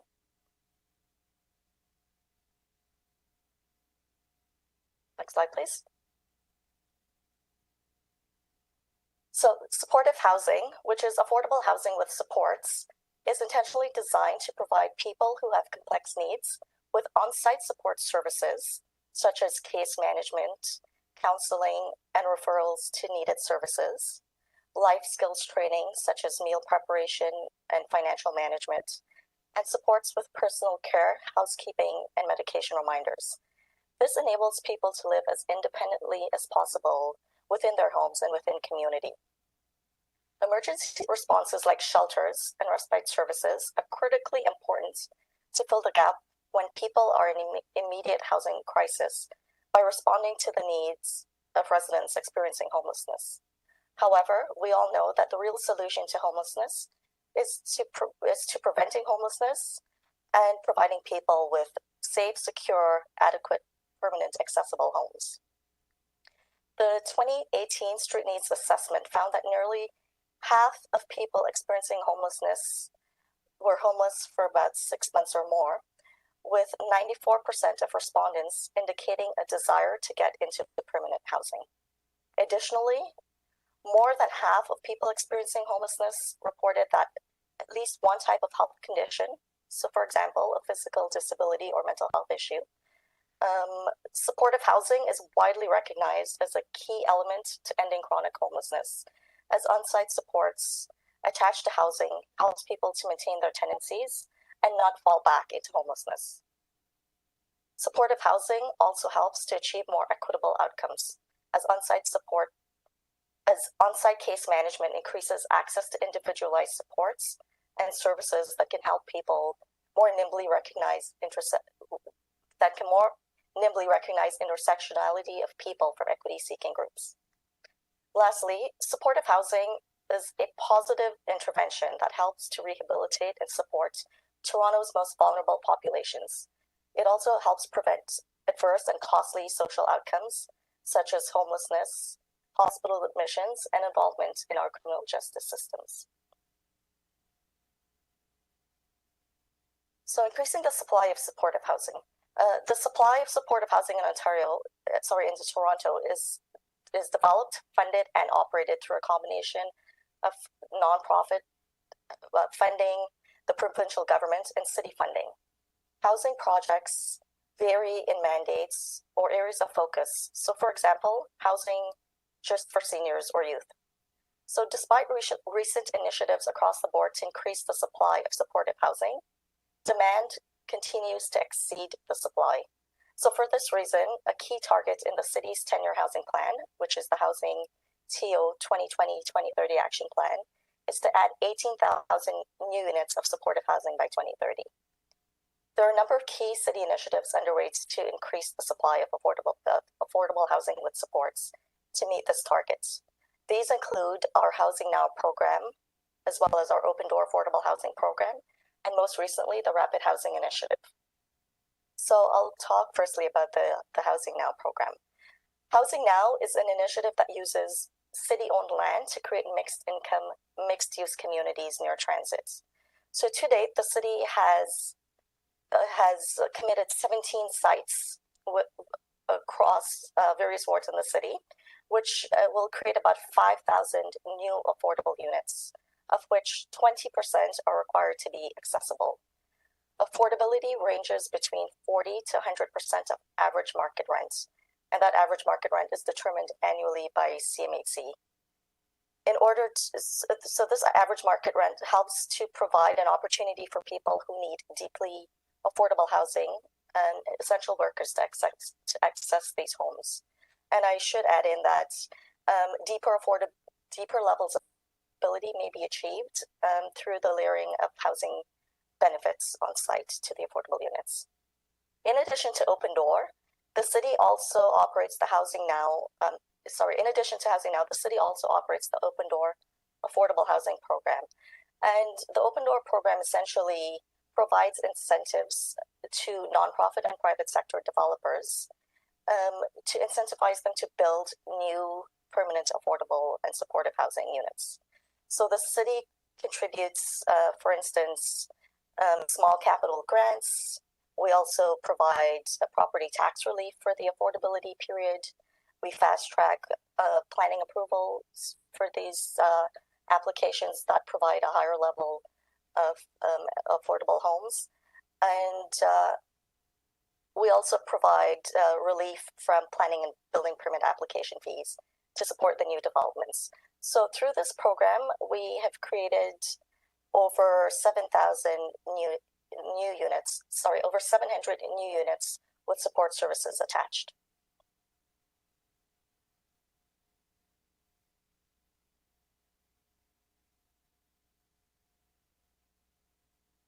So I will talk with you about the Rapid Housing Initiative that I mentioned earlier.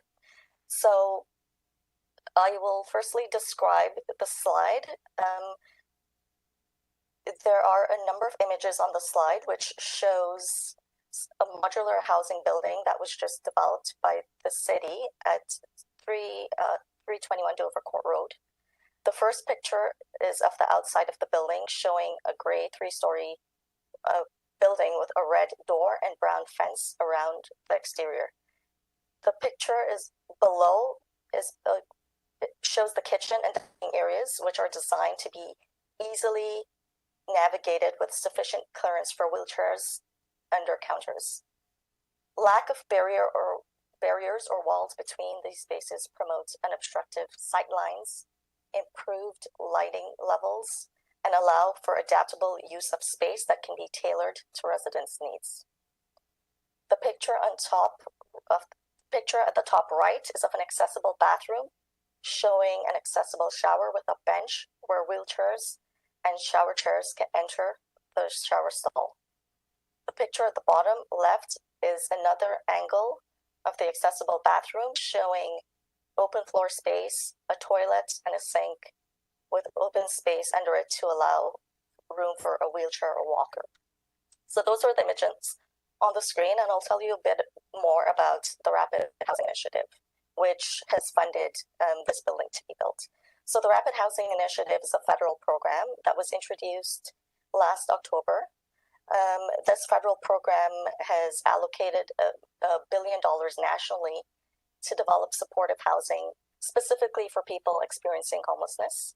The City of Toronto was allocated about $203 million to develop new housing on our sites. Using this money, we have acquired a number of properties, and we have also built modular housing. The program has a very tight timeline. New supportive housing specifically need to be delivered within 12 months. And modular housing, which is prefabricated housing, provides us with an opportunity to build fairly quickly. So to give you an example, the first two sites that the city had delivered, 321 Dover Court and 11 Macy Avenue, were built within 8 months from the time that the initiative was approved at City Council. And these are permanent homes, good quality permanent homes. We have also partnered with community agencies for the first two sites to provide a range of support services. So the operator for these for the first two buildings is the neighborhood group, and they have partnered with Coda Health to provide a range of on-site services. The Coda Health and TNG were selected by the city through an RFP process. And the new homes delivered through the modular housing program will have, 25% of the new homes rather will be fully accessible. And these new homes will provide equity-seeking groups, or these new homes will be prioritized for equity-seeking groups, including persons with disabilities, seniors, Indigenous peoples, racialized groups, and people who identify as LGBTQ2S+. So now I will pass on the presentation to my colleague, Justin. Thanks so much, Valessa, and hello, Madam Chair, and hello, committee again. I'm going to speak a little bit about coordinated access system. So the coordinated access is a best practice homelessness system management approach used to assess, prioritize, and connect people experiencing homelessness to housing opportunities and supports that best meet their needs. The goal of coordinated access is to help communities ensure equitable access to housing and support resources, prioritize people most in need of assistance, and connect people to appropriate services in a streamlined way. The development of the Toronto's coordinated access system has been informed by federal funding directives, the City of Toronto's Housing TO 2020 to 2031 Action Plan, the city's Confronting Anti-Black Racism Strategy, and Shelter Support and Housing Administration's Meeting in the Middle Strategy. Coordinated access involves the use of common assessment tools to document needs, including accessibility needs, and the types of intensity of supports required for a household to maintain their housing. This includes mental health, physical health, and addictions. The system has been designed in consultation with organizations serving equity-deserving groups.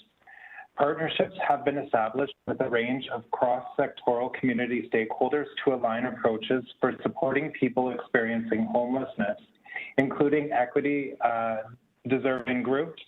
Some of the city's partners include the Access Point, who manage Toronto's waitlist for mental health and addiction supportive housing, Developmental Services Ontario, who manage the waitlist for supportive housing for people with a developmental disability, the Supportive Housing Network, and other agency partners focused on supporting specific equity-seeking groups. SSHA is using a continuous improvement approach to the design and development of the coordinated access system, and upcoming updates include the collection of racial identity data to inform connections to housing opportunities and track outcomes, and the implementation of a technical solution to collect and manage information from a triage and assessment tool to support more efficient and effective connections with housing. Next slide, please. The next slide speaks to the access plan requirements. Some affordable housing projects under agreement with the city provide a portion of units with layered housing supports. These sites are filled through referral agreements with community agencies and in conjunction with the coordinated access system. Affordable housing providers are required to complete and submit an access plan for city staff review and approval, which governs how units are advertised and filled. Access plans support fair access to affordable housing by requiring transparency on how housing providers advertise and fill their units, client referral arrangements and targets, agreements to non-discriminatory tenant selection processes that are documented and communicated to applicants, modified units to be reserved for applicants in need of those units and who meet all eligibility requirements. Recognizing that some residents may face barriers accessing mainstream information about available units for a variety of reasons, such as having no internet access, language barriers, accessibility challenges, Shelter Support and Housing Administration is working to expand its advertising mediums, including identifying and partnering with additional community organizations that serve equity-seeking groups such as persons with disabilities, newcomers, and racialized communities. Next slide, please. The next slide speaks to modernizing the central waiting list. The city manages a centralized waiting list for rent-geared to income housing provided by city-funded and administered social housing providers. Recognizing that some households are in greater need of housing, there are priority groups that receive priority access when rent-geared to income units become available, including applicants experiencing homelessness. Applicants can indicate their accommodation needs in order to be matched to available modified units using a medical request for modified unit form. Applicants can still accept an offer for a non-modified unit and request the required modification from the housing provider. The city will be implementing a new choice-based housing access model in 2021, which is a modernized and client-driven approach to allocating rent-geared to income housing. The new model will provide applicants with accessibility information about both buildings and units available, including turning radius, accessibility of amenities, widening doorways, elevators and ramps, visual alarms, and other features. This information will be provided by housing providers when posting a vacancy, which eligible applicants, can view online or with the support of community agency partners, shelter, and housing help center. The online waitlist management system designed and processes were informed through internal and external consultations conducted by Shelter Support and Housing Administration to over 260 stakeholders to ensure accessibility and inclusion of all applicants. The city is also working to make information accessible in multiple languages in adherence with the city's multilingual services provision policy, including adding a multilingual notice to the correspondence sent to applicants that indicate where they can access translated information, informing applicants of city's multilingual customer service support available through the Access to Housing Resource Center phone line, Application Support Center, in over 180 languages, including American Sign Language or ASL. Next slide, please. So the city delivers and funds a range of services that help to support clients navigate the varying access points to accessible and supportive, affordable housing. These services are critical to more equitable outcomes as clients are provided with individualized advice and supports. For example, information about translated services, accessible formats available, and referrals. To access the Housing Resource Center supports people filling out applications for subsidized housing, including supporting requests for modified units. Client support staff in shelter support clients in finding suitable housing and supports. This includes housing help workers, caseworkers, and counselors. As part of the city's Streets to Homes outreach program, staff engage people experiencing homelessness who are sleeping outdoors with a focus on establishing supportive relationships to address immediate health and safety needs and provide supports to move into housing. The city also funds not-for-profit groups that help connect people with housing, such as housing help centers, which support people who are underhoused, at risk of losing their housing, or experiencing homelessness. Next slide, please. Looking ahead, the Housing Secretariat and SSHA will be implementing the following initiatives that will improve access to accessible and supportive housing for equity-deserving groups.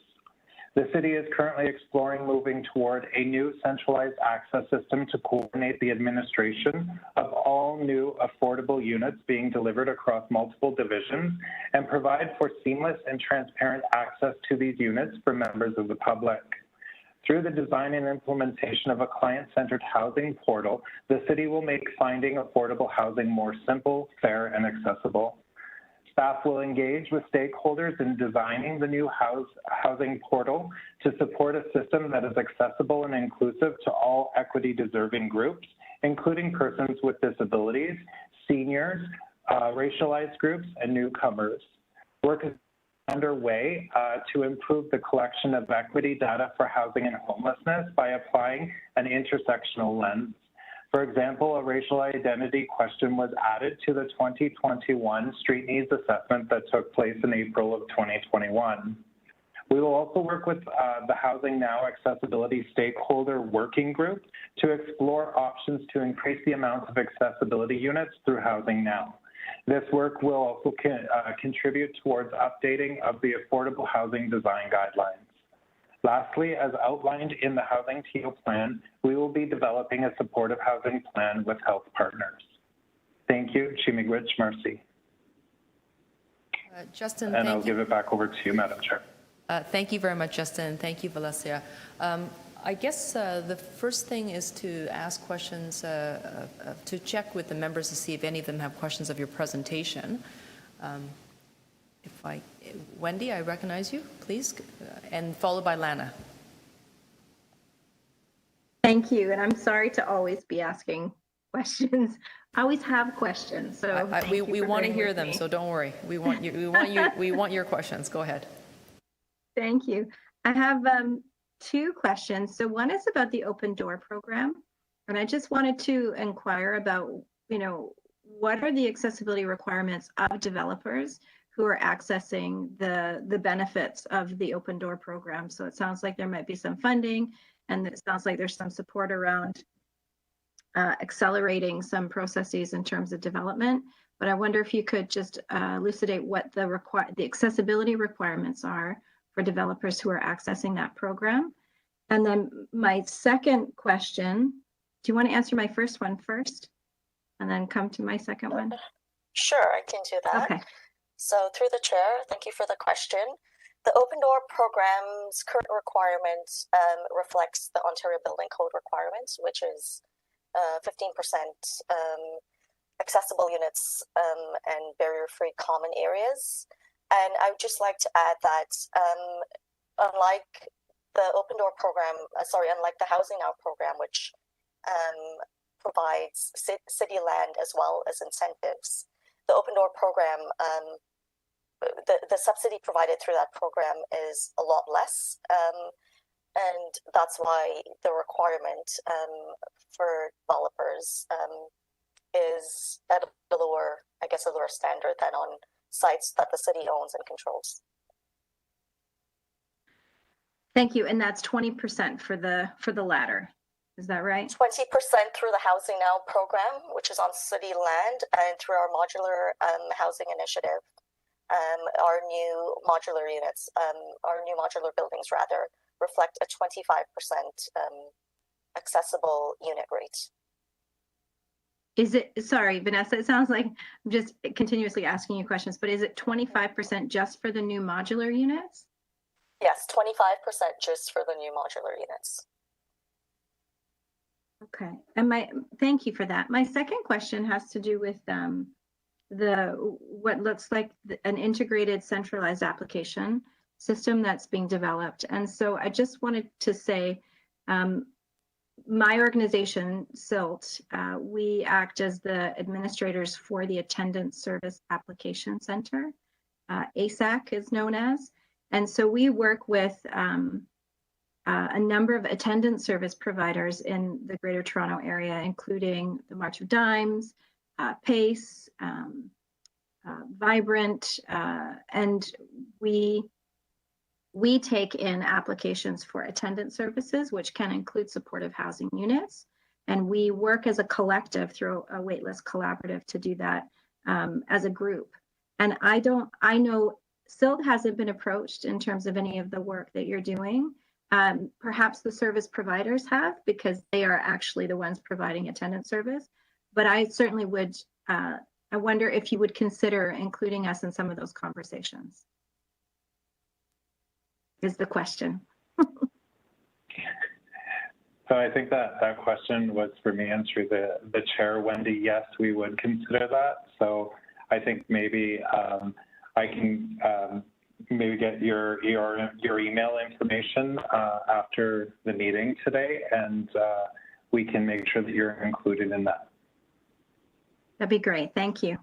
Mm-hmm. Thank you, Wendy. Lana, go ahead, please. Hi, thanks very much. I was just wondering, you noted that the Housing Now initiative has 20% required to be accessible units, with the modular being 25. Seeing the images was great. I'm just wondering, I guess, what regulations are you using for those? Are you going to be using the new Toronto guidelines or AODA compliance? Thanks for the question, Lena. Through the chair, for the Housing Now program, we have been following the CMHC accessible standards. We what I should have also mentioned when I answered Wendy's question was we're also, through that program, really focusing on trying to add universal features to most of the units. So really trying to future-proof the units so that people can live comfortably at each stage of their lives in those units. The modular units specifically, so the modular program has been approved by council as a rapid response to homelessness, specifically during COVID. So we've used and continue to use modular to help people within our shelter system and those unsheltered to quickly access good quality permanent housing. And as Justin had shown during his part of the presentation, people within our shelter system, those experiencing homelessness, have a higher, there's a higher rate of people with physical disabilities, and that's why we increased beyond the CMHC standard or Ontario Building Code standard. We've increased the number of accessible units that we're delivering through modular housing.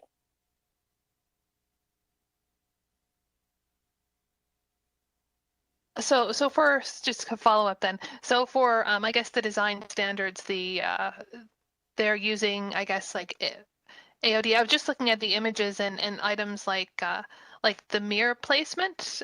You know, sometimes you'll have the mirror on a slight angle for wheelchair users, high contrast, door frames of different colors. So I'm just wondering if those are the things that are taken into account, especially with the modular buildings, since I know they're being built quite quickly for a rapid response. Yes, thank you. Through the chair, we are taking into consideration those various factors. In fact, we are working closely with Kathy Birch, who is helping us look at some of our design standards for the modular. This is not a new concept. Modular construction, that is not a new concept across various jurisdictions in Canada, but new to Toronto and Ontario. So we are continuing. The first two sites were delivered. We are continuing to work with Kathy and others with lived experience to try to see, you know, how we can continuously improve our design and our processes moving forward as we build more of these modular sites over the coming months and years. Thank you very much. Welcome. Okay. Lana, thank you. Next person to question is Ashley. Hi, my question is there some sort of standard criteria in Canada or internationally whereby our design program is assessed in terms of looking at the best and so on and so forth, some sort of ranking or some sort of criteria that we can have some sort of comparative analysis between other jurisdictions within Canada or outside of Canada? I'm thinking of the city of Toronto versus the city of wherever. I'm just wondering, is there some sort of, so you can measure your success and know what you can aspire to improve? So that's a question for either Justin or Valessa.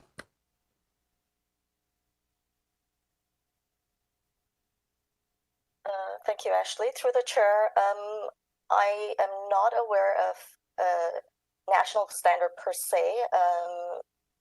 In Ontario, we have the Ontario Building Code, of course. We also have, city, of course, has the Toronto Accessibility standards, but we've, on a national level, we've been following the CMHC guidelines, and that also dictates some of the funding programs, as I mentioned, like the Rapid Housing Initiative. That's federally funded. My understanding is that the CMHC accessibility guidelines were developed with expertise from people with lived experience, as well as design experts from across the country, and that's essentially what CMEC uses and what we've been using through the funding programs to ensure that the housing that we are building reflects best practices from across the country. Go ahead, Ashley. You still have time. Yeah, just to know, I think, okay, universities have a ranking, you know, University of Toronto, University of Windsor, and so on. Other organizations have there's some sort of an international ranking, the best car manufacturing. In other words, what I'm looking for is that there's some sort of an organization, like whether it's national or international, that recognizes Toronto's design progress as, you know, a certain ranking, not just what you're doing, but specifically compared to your colleagues around the world, or around, you know, are we ranked ahead of Manitoba? Some sort of ranking. I don't see any, you know, I'm looking for measurement, because if you can't measure it, you can't judge it. So that's my question. Through the chair, Ashley, I'm not aware of any national ranking system or organization, but I think it's something that we can certainly take back and perhaps provide the committee with information at a later date. I'd appreciate that very much. Thank you. Ashley, thank you for your questions. Luke, to ask questions.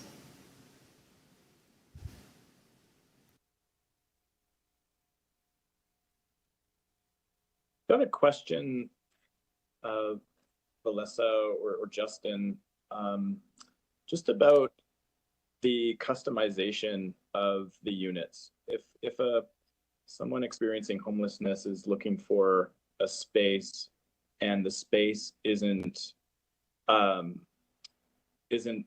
doesn't meet their needs, what systems are in place to customize that space for the individual? That's my first question. I have a second question, but maybe I'll save that so that you can answer my first one. So through the chair, thank you, Luke, for the question. I will start, and if Justin has anything to add, I welcome his input as well. In terms of the actual modular units, if that is what you're referring to, once the units are built, because it's essentially prefabricated panels, there isn't too much that can be done to really customize per se, except for features within the units.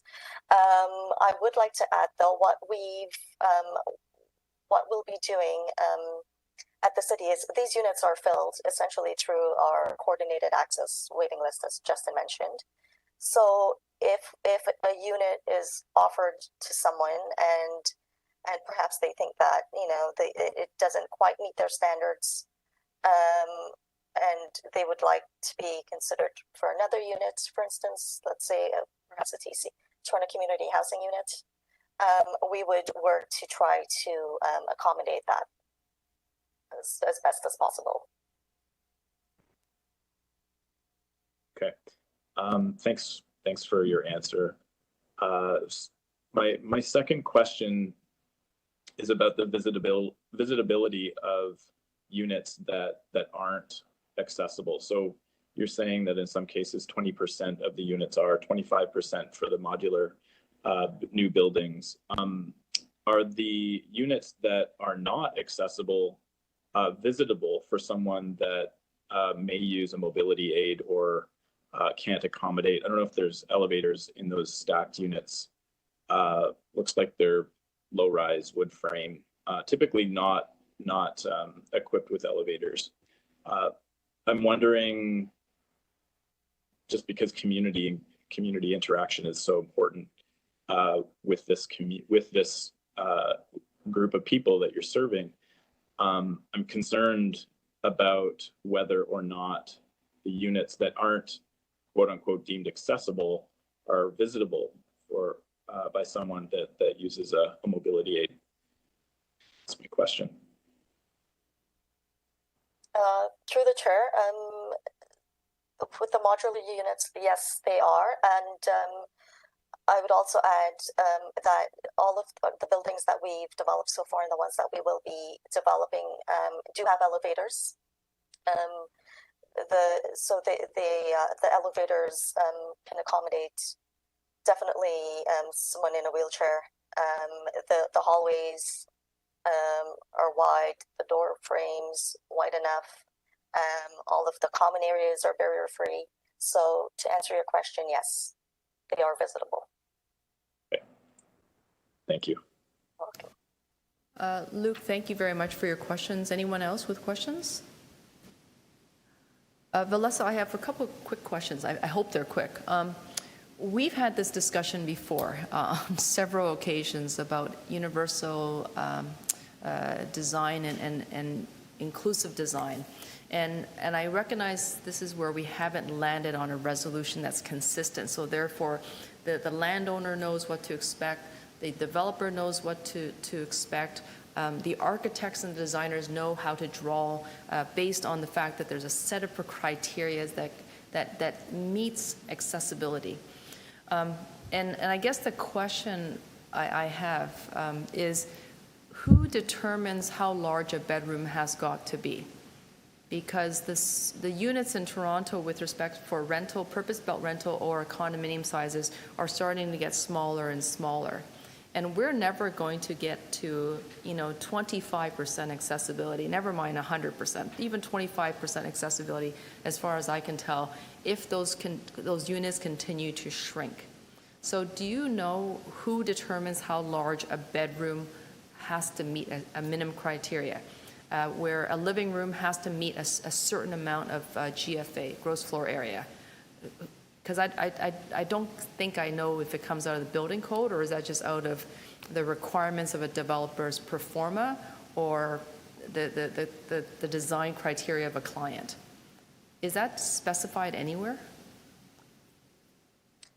Yes, thank you, Madam Chair. Yes, it is specified. So for affordable housing projects that the Housing Secretariat oversees, we do have the affordable housing accessibility design guidelines that developers must follow. Our unit sizes, for instance, are larger than the typical unit sizes that the market would deliver. These unit sizes are also reflected in the Housing Now program. So for instance, a one-bedroom unit is, just off the top of my head, around 536 square feet, which is larger than you would typically see in the open market. So any developers who have city funding attached to develop housing, to develop affordable housing, that is, are required to follow our City of Toronto Affordable Housing Design Guidelines. And are those design guidelines, are they exclusive to Toronto, or are they building upon the provincial building code? Like, did we manufacture our numbers because that's what we want to achieve, or is it supporting the building code that reinforces those are the minimum criterias? Thank you for the question. It exceeds the Ontario Building Code requirements, actually. So these are Toronto-specific standards that we have determined that we would like to see in all affordable housing units that are funded or supported by the City of Toronto.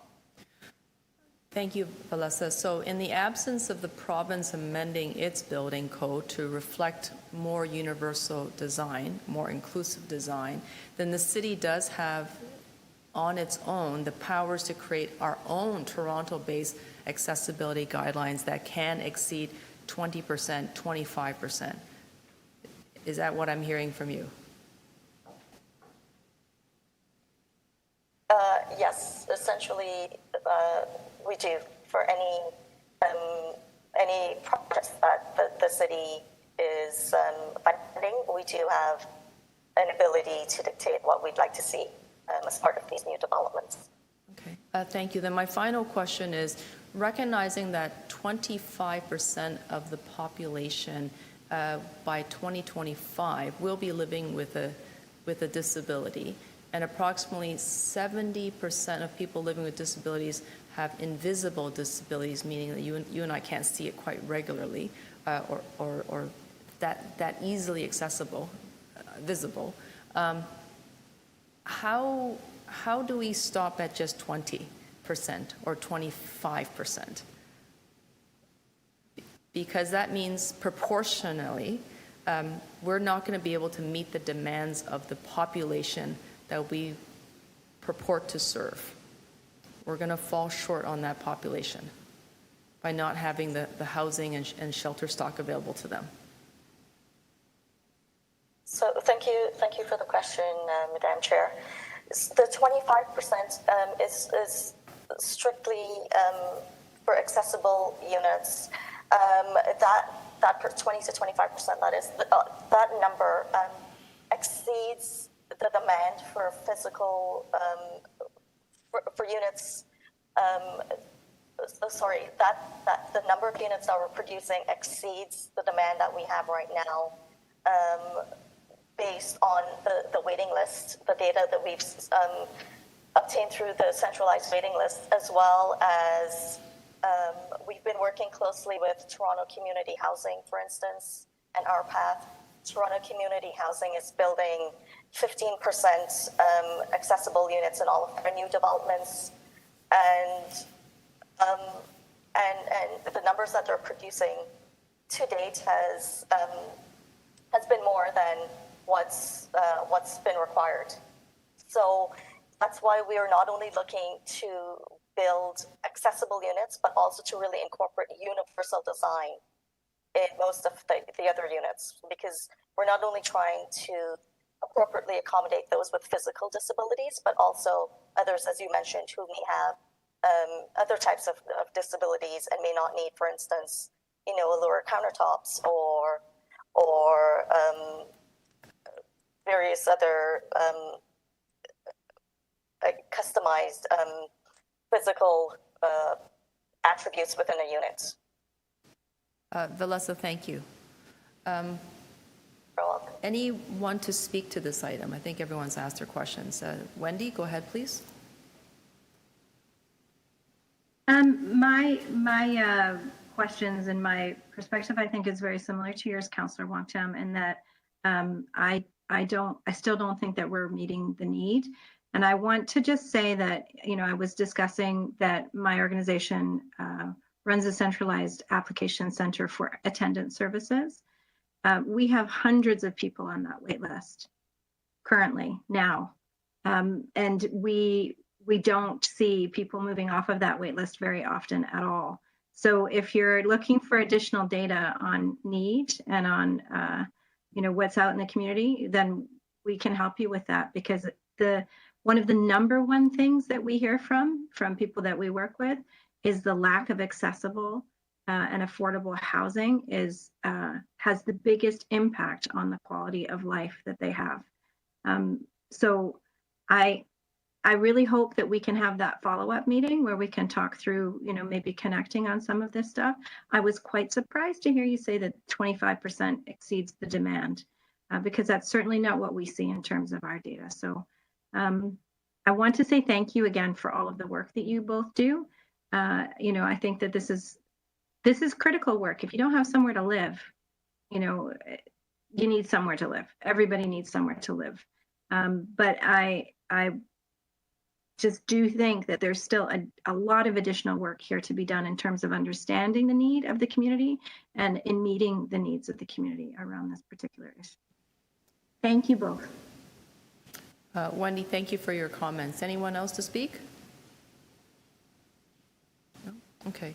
Thank you very much to the staff. Thank you, Justin, for your two presentations. Thank you, Valessa, for being here today. I echo Wendy's remarks. Obviously, there's a lot going on and a lot of policy that's in development. I think, Valessa, you and I have had numerous conversations with Abigail Bond, who works with you about what is the exact number that's needed, and I feel that for this committee, and maybe I'll charge our committee with this work, is that we probably need to get louder on what it is that we're looking for. It is an issue that seems to have a wide range of opinions. There's a lot of caring people and committed and talented people with technical minds, architects and designers who all have an opinion on this, but I don't think we've been able to influence the conversation the way we need to, and perhaps we need to take this as a project for this committee to make sure that we can take a position on it, regardless of whether the city adopts our position or not. But we need to come up with a number that would be acceptable to our Accessibility Advisory Committee. And then we need to be able to chase that number down. But I'm pretty confident it's not 20%, and I'm confident that it's probably not 25% based on the conversations that I've had with architects and advocates, including the Older Women's Network, including their the campaign about living in place and aging in place, and we haven't even put the we haven't even put the senior lens over it, because I think that's going to expand even the population needs that much wider. So thank you very much. I move to receive the presentation from staff. All those in favor, please indicate your support. Any opposed? That carries. Thank you. The very last item is going back to the DI 16.4. You folks have all been patient. Thank you very much for hanging on for as long as you have. I do have a motion, and thank you, Wendy, for your presentation. Thank you to you for all your hard work. The motion is slightly different than the one I showed you, Wendy, earlier. It actually got better with staff contributions and feedback. But the motion is that the Toronto Accessibility Advisory Committee recommends that City Council direct the recommendations of the Toronto Accessibility Task Force on COVID-19 vaccines apply to all city-operated vaccination clinics. So therefore, it's not just the ones that are targeting people with disabilities, but every single one of them should follow those same recommendations. 2 is to reimburse the cost borne by the agency partners of the Toronto Accessibility Task Force on COVID-19 vaccines for accommodations provided at the 2 vaccine clinics held in May 2021 for people living with disabilities. Recommendation number 3, direct that the cost of future requirements for further accommodations recommended by the task force be the sole responsibility of the City of Toronto and other governments. 4, direct the Chief Financial Officer and Treasurer to arrange for the process of reimbursement from the appropriate funding source.